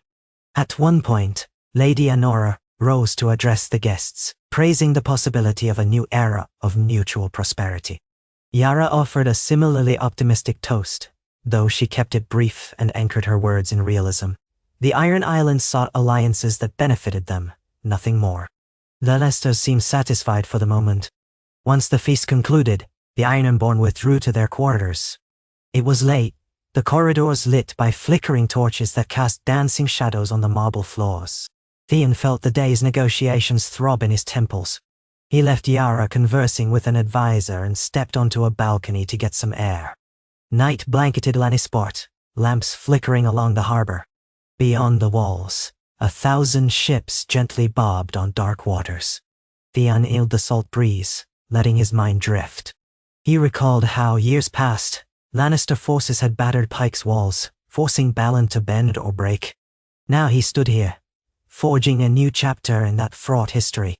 Perhaps this was what redemption looked like, small steps in a realm of cunning lions and battered krakens. Footsteps clicked on the tiles behind him. He turned to see Lady Enora approach, her red gown trailing. A hush fell as she stopped, a polite distance away, examining Theon with cool curiosity. "My lady," he greeted, inclining his head.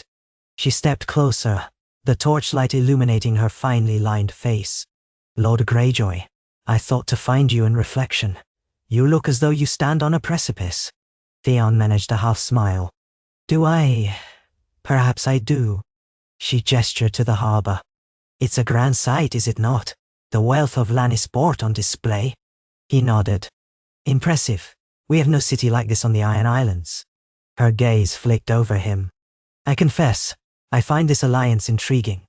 Your father was an obstinate man, and your sister seems formidable. But you, I've heard the tales. Captive of the Starks, then traitor, then kinslayer, now a peace-seeker."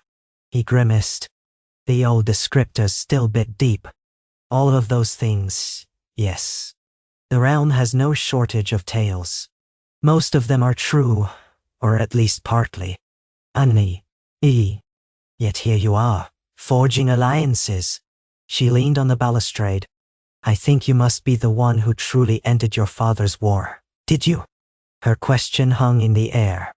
Theon realized she might suspect how Balon truly died, or at least guess it wasn't an accident. He looked down at the city lights. Balon's war ended the moment it was clear it couldn't succeed. He just refused to see it. "I helped the Iron Islands survive." Enora's lips curved slightly.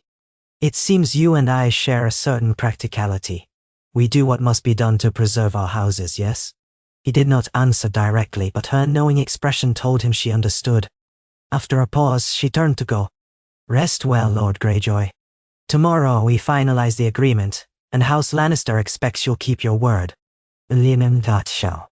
Theon watched her vanish into the torchlit corridor. A tension coiled in his chest. People like Lady Honora recognized the necessity of ruthless acts, but that didn't mean they forgave them. The realm was full of such players, cunning, formidable, always weighing advantage. If the Ironborn ever faltered, they would pounce.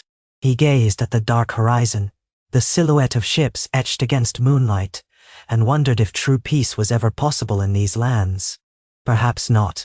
Perhaps it was a dance of survival. But he had chosen his steps. Balon's rebellion was over, replaced by a new era of precarious alliances. For now, it would have to be enough. In the morning they signed the formal papers. Wax seals were pressed, handshakes exchanged. Yara insisted on a straightforward, unembellished ceremony. Lannisters seemed to respect that. A copy of the contract went to each side. Then, after a round of polite farewells, the Ironborn left Lannisport, ships laden with a small shipment of symbolic gold and a renewed sense of uneasy partnership. Sailing back up the coast, Theon brooded on the deck, the document tucked safely in a chest. Despite the friction, forging an alliance with the Lannisters was a major step. He recalled Sansa's words about never betraying the North again, and found himself juggling multiple loyalties: peace with the North, trade with the Lannisters, the stoic neutrality of Yara's rule. He could only hope they would not be forced to choose sides if war erupted anew. Upon returning to Pike, they were greeted with a storm. The sea churned, and waves crashed hard against the cliffs. Still, Yara and Theon made it ashore safely. The keep bustled with news. The trade deal with Lannisport had reached the ears of other lords, and more ships were eager to dock at Ironborn harbors. Theon felt a weary sense of accomplishment, though he knew the next crisis might be just around the bend. Word arrived of bandit troubles in the Reach, of rumored dragon sightings across the narrow sea, of the North consolidating further under Sansa's leadership. Through it all, the Iron Islands quietly grew stronger, forging a small niche in a realm that had once spurned them. The shadow of Balon receded, replaced by a new generation that had only faint memories of the old wars. One day, Theon stood on a cliff near Pike, watching the sun sink behind rolling grey clouds. The wind whipped around him, nearly tearing at his cloak. He closed his eyes, recalling Eddard Stark's distant words about duty and honor. He remembered Balon's fury, Yara's unwavering resolve, and Sansa's haunted stare. He had walked a path shaped by betrayal and guilt, but here he stood, forging a future that might spare others the same ruin he had seen. Far below, the waves pounded the rocks, sending up white foam. Theon took a deep breath. He couldn't claim to be a hero, nor did he wish to. But he had ended Balon's rebellion and helped steer the Ironborn onto a new course, one that might endure. Perhaps that was enough. Perhaps in a world as broken as this, the best one could do was pave the way for fewer graves and smaller sorrows. He touched the hilt of his sword, remembering the night he had driven it between his father's ribs. A necessary sin, a final blow that severed the past from the future. The wind shrieked, but he stood firm on the ledge. Theon Greyjoy, once a hostage, once a turncloak, once a kinslayer, now an architect of peace, of sorts. The weight of it settled into his bones, mingled with the salt air. He opened his eyes, gazing at the vast expanse of ocean. In that restless sea he saw both the burdens of the Ironborn and their promise of freedom. And he thought, with a pang of weary hope, that maybe the Iron Islands would finally find a place in this world without drowning in another pointless war. If he had earned anything by paying the iron price for Balon Greyjoy's life, it was the chance to keep forging that future. And so he turned back toward Pike, crossing the swaying bridge once more, ready for whatever storms loomed on the horizon. Here at the edge of the sea, Theon Greyjoy would stand, determined, haunted and quietly resolute, to ensure that the rebellion truly remained ended, and that a new chapter for the Iron Islands continued to unfold.